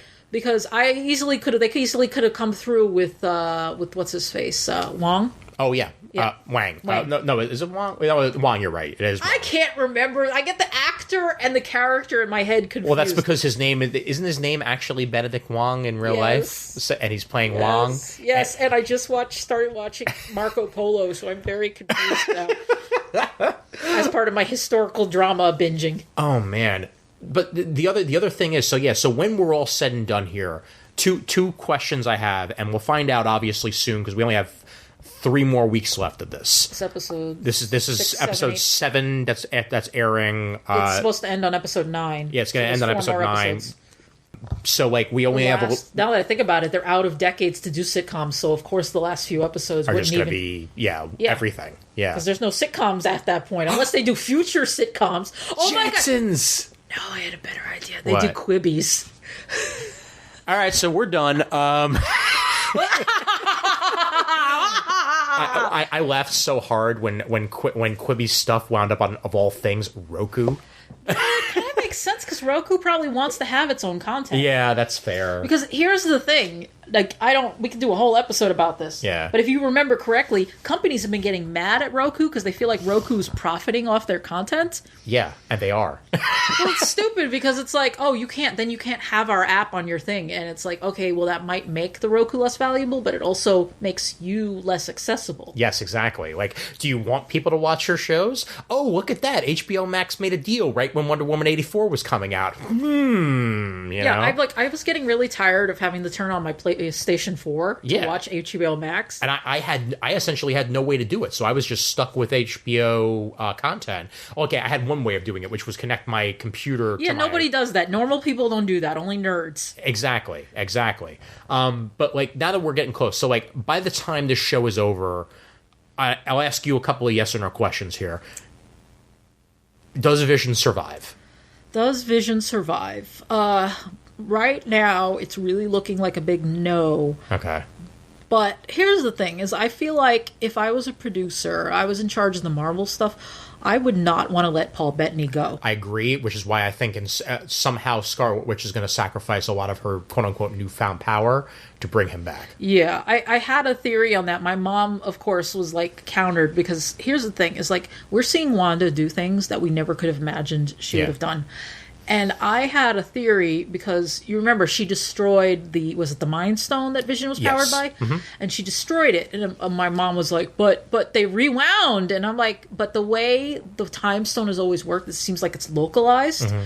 And when Thanos rewound time, he rewound Vision, but he didn't seem to rewind Wanda. Like she was still aware of that she had done what she was supposed to, mm-hmm. because it's not like she immediately got back up and tried to destroy it again. She could have done that. Also the fact that Loki is out there somewhere with, because of the stone that he has. We're going to have to see how that works, because the time stream has definitely been fucked with, regardless of how they promised they were going to return all the stones. Yep. But the time stream has definitely been screwed with. And I have a theory, this is my fan theory, is that when he rewound, again, Thanos rewound Vision but didn't rewind Wanda, and Wanda absorbed the energy from the stone. That's what I think, too. And that's how she was even able to reanimate Vision, is because she's the Mind Stone, mm-hmm. or a Mind Stone. The Mind Stone technically was destroyed anyway. Right. But that's just my theory, so there's always a possibility that they find some way to bring back Vision, or at least bring back Paul Bettany in some other role. I think it's definitely going to wind up happening.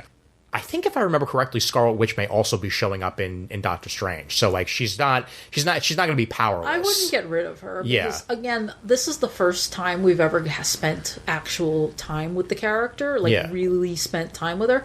Because let's be honest, Wanda and Vision, I don't give a shit about them as a couple. Yeah. They're barely on screen. They're hanging out in Scotland. They're going to shops and kissing in the street. It was really nice. Because, they did set that up in Civil War, and it was nice to see it followed up with in Infinity War, at least in one way or another. Yeah, it was always something that's been going on in the background. Oh, sure. Definitely. But now that they're in the front and we get to see everything, that's even better. But does Evan Peters survive this? And for that matter, who is Evan Peters? Yeah, does Evan Peters now have a role in the MCU? Yeah. I certainly hope so, because he's Evan Peters. Evan Peters is amazing, yes. Yeah, but that's a question. And what about all these people in the town, in Westview? How many of them will survive? Yeah. Will some of them have superpowers? Yeah. Will any of them even remember? Well, because it really feels like, mind you, that would be a violation of the Sokovian Accords again, which we're still kind of fuzzy on what's actually happened with those. I believe they might have mentioned. Again, people can correct me if I'm wrong, in Far From Home, that they're still around. I believe they just became kind of irrelevant when half of the superhero population was gone. Exactly. Yeah. It's going to be a really interesting ride for the rest of this, and I cannot freaking wait. I feel like one of the other reasons they had to do WandaVision first is because, like you said, it's the first time we've seen post-snap, mm-hmm. and because Bucky and Sam were both snapped, mm-hmm. we didn't really see much of what happened in the 5-year period. Yeah. So, and I cannot wait to see the return of Zemo in Falcon and Winter Soldier. I know that's I'm glad that character is still around in one way or another. You're talking about Daniel Bruhl, or Daniel Bruhl, yeah. Which I have just finished watching the first season of The Alienist, and this show is such eye candy. I just want to make that a note. It is Daniel Bruhl, Dakota Fanning, and Luke Evans. Yeah. They are all very pretty people. Yes. They are wonderful actors. Yeah. And if you like 19th century aesthetic, especially New York, mm-hmm. it's the show for you. It's not...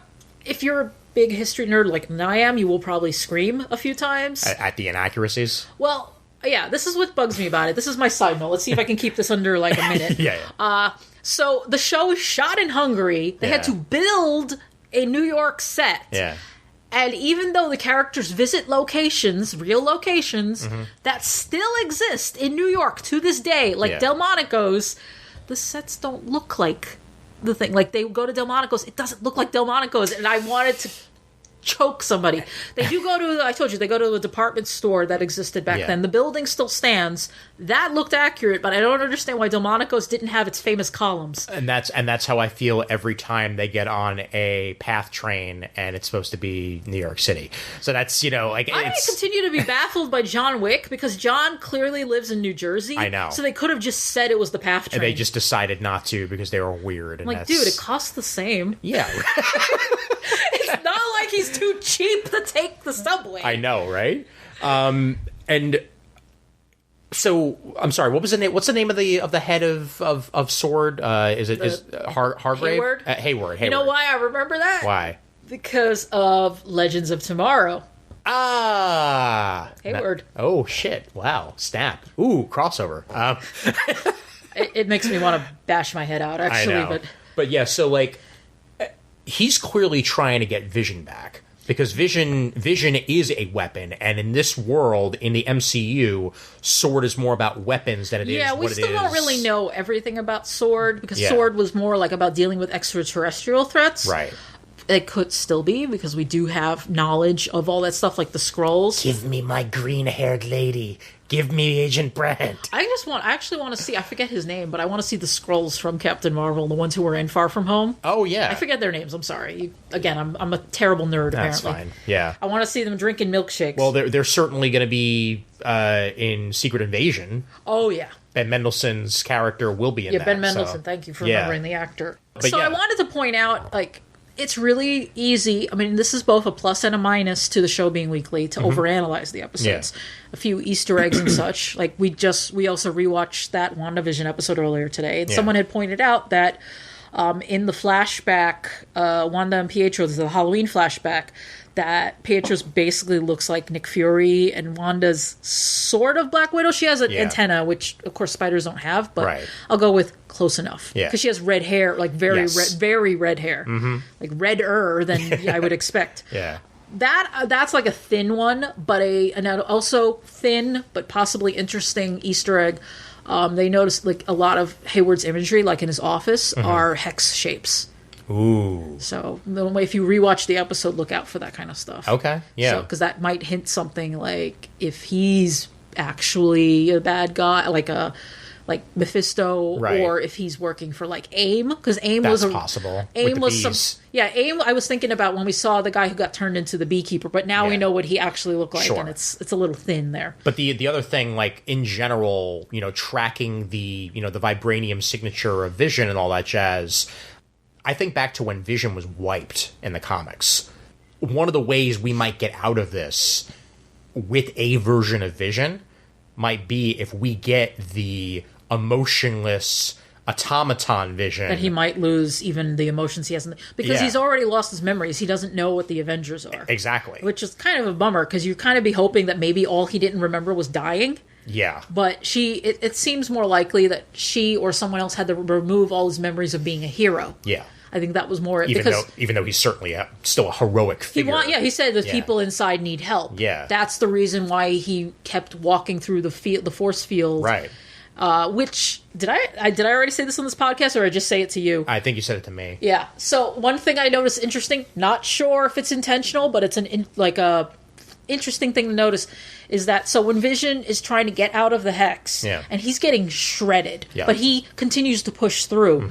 It's very similar to Infinity War with the Beast, the from Thanos' forces are trying to get through the force field in the Wakanda, and they're letting themselves get torn apart, ripped in half, just to get through. And mind you, it's horrifying. The Wakandans are oh my god, what's her face, Okoye, it's just Donna Guerrero has the best faces for stuff like she's that. She's the best, but that it reminded me of that. Of course, it's horrifying because the Hayward and they're just standing there oh, he really wants to get out, and they're just letting him shred himself. Yeah, and he's willing to shred himself because he's everyone inside the bubble needs help. I don't care what happens to me. I do feel like Vision should have been these people are just going to let me die. Let me go backwards. At that point, you should have been yeah, everybody's fucked. I feel like at that point it was too late to do anything else. Yeah, well, he clearly couldn't move anymore after a certain point. But the government clearly wants Vision. That much I'm gathering, or at least whoever Sword works for wants Vision. I think that might be simplistic. like that they just want the body back. Yeah. Another like Easter egg-ish thing is when they show the footage of Wanda stealing his body. Yeah. And it's all splayed out on the different tables. That is a scene taken straight from the comics. Yes, it is. Yeah. Yeah. So I thought that was interesting. Again, I thank the internet for people pointing this stuff out. I'm half surprised we didn't get Robot Dog, considering that the dog episode. It looked like they were going to go there. Yeah. That they were going to have the dog electrocute himself. Yeah. And then he would bring back the dog. Yep. Actually, that still could happen next week. Tom King's Vision series. I'm glad we're at least getting beats from that. That is still my favorite Vision. That is also why I said it's fine when they change things from the comics, because it means you're actually surprised. Like, you're looking at WandaVision and you're like, is this the Vision series? Is this the Mephisto storyline? Is this Agatha Harkness? Like, is it House of M? Is it Disassembled? Is it the Wanda Vision miniseries from the 80s? Like... Yeah, like you're constantly guessing. I think that's going to be important to the health of superhero movies, is for them to carve out their own place and not be totally dependent on the comics. Oh, and sorry, you mentioning that. Final thought. I love the fact that they had the reference that she's never had a code name. Yeah, were they not allowed to do that under the deal? I think that was the case, because did they ever even call Pietro Quicksilver? I don't know if he was Quicksilver on either side, to be honest. That's a good question. I think he may have been Quicksilver over at Fox. I think, but not until much later. Yeah, like I think possibly even in Dark Phoenix, they may have finally called maybe. him I have not seen Dark Phoenix because I could see it was a trash fire from miles away. Sure as hell was. Yeah. Yeah. I know I should watch it eventually. You will. But yeah, it's kind of an interesting thing. They're like, she doesn't have a code name, but now they can do it because they don't have to worry about the deals and everything. Yeah. Like, Quicksilver and Scarlet Witch have always been kind of a tricky wicket for Marvel because, and mind you, of course, all that the changes leak down to the comics where they're like, well, we can't have them be mutants because of the movie rights. Yep. And now they don't have to worry about that. And we can use the Fantastic Four again. Oh my God. And I guess maybe that should be our final thought. Is the mysterious engineer that they're bringing in Reed Richards? I go with no, because that would have leaked, because the internet knows all and we would have heard the casting announcement. I don't think it's Reed Richards, but I will lose my shit if it's Victor Von Doom. That would be pretty cool. I also think that would have been a casting announcement that would have leaked. Because the Evan Peters thing did leak, but it wasn't... It was nebulous, so even when I saw him on the screen, I lost my shit because I did not think the rumors would be true. I will direct myself to the finale of The Mandalorian about shit that can stay under wraps. Fair. Just to surprise people, and that it's still possible in this day and age. If there was a casting, that occurred that we're not aware of, I still think they could pull it off. It's harder, but it could certainly happen. Yeah, the one hint we have is that someone is going to show up on WandaVision that is a big fucking deal. Yeah. And Paul Bettany said, I've wanted to work with this person for a while. So it's somebody he's excited to work with. And we don't think it's Evan Peters, even though Evan Peters is cool. He could be referencing Benedict Cumberbatch at Doctor Strange. He could be referencing anybody, frankly. Yeah, we don't know. It's somebody he's wanted to work with, and he hasn't yet. So so we know it's not Kirsten Dunst. Yeah, and we also know it's not Chris Evans because he's worked with him before. It's not Heath Ledger brought back from the dead. And it's not Robert Downey Jr. either because, again, he's worked with him. Oh, God, Heath Ledger back from the dead. Oh, jeez, man. Hey, A Knight's Tale is an amazing movie that you should watch. Yes. Have you seen it? I think I did. And if I didn't, I'll watch it again. As Heath's hype man, it's great. Oh my It's great. God. That's what he is. That's his literal role. He plays Chaucer, and he's like the Knight of Knight's Tale. He's Heath Ledger's hype man. He's basically like the man, the legend. It's great. It's a stupid, wonderful movie. That's amazing. Yeah, I love that movie. Is that streaming? It probably is. I wouldn't be surprised if it's on either Disney Plus or HBO Max. I mean, it's got to be somewhere after we're done, which we are almost. We are pretty much done because I still have to go home, so there's that. Yeah, you should leave soon because the subway still shuts down. Yeah, but not till 1, so I'm good. Okay. But any final thoughts? we've talked about everything. I think WandaVision is an excellent show. I do think it's slow, but I like that. And I'm sorry you can't binge it, but not everybody can sit at home on a weekend and spend 12 hours, even the comic nerds. I know that some of your frequent collaborators aren't even caught up. Yeah, and I mean, I'll say that I love the homages in the openings, like the fact that we had Dick Van Dyke at the beginning, then we had Bewitched, then we had like Growing Pains / You skipped over the 70s entirely. Well, the 70s. I was trying to figure that out. It looked. I just thought it was Bewitched more than anything else. No, Bewitched was the animated opening. Yeah, okay. And then they had the opening with like the hex shapes. Oh yeah. I mean, I wanted to say Brady Bunch, but it's not really Partridge Brady Bunch. Family. I'd say Partridge Family, I think, is the strongest thing. But when I think of the Partridge Family, I always remember the little cartoon partridges. That's true. Because I was a kid and did not give a shit about the rest of the show. I just wanted to watch the cartoon partridges. Yeah, but with the Family Ties, Growing Pains, those were obvious. Full House, those were very obvious. And then a combo of all things, Malcolm in the Middle and Alf.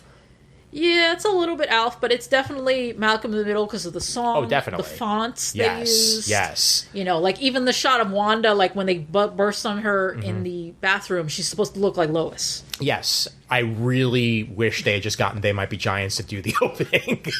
Yeah. Hey, really, once upon a time, I remember saying to you, and like, you ever think about the fact that You're Not the Boss of Me is probably the most famous They Might Be Giants song? It's true, yeah. Not anymore, I think, now that the show is kind of faded from collective memory. But there was a nice chunk of time where you could legitimately say the most famous They Might Be Giants song is not, is Boss of Me. And before then, probably the most famous song was Particle Man because of Tiny Toons. It might have regained that stature for all I know. Exactly. Yeah, but no, I love all that stuff. Everything's been great. And I'll mention that unlike Zack Snyder's Justice League, this is intentionally 4-3 and then 16-9.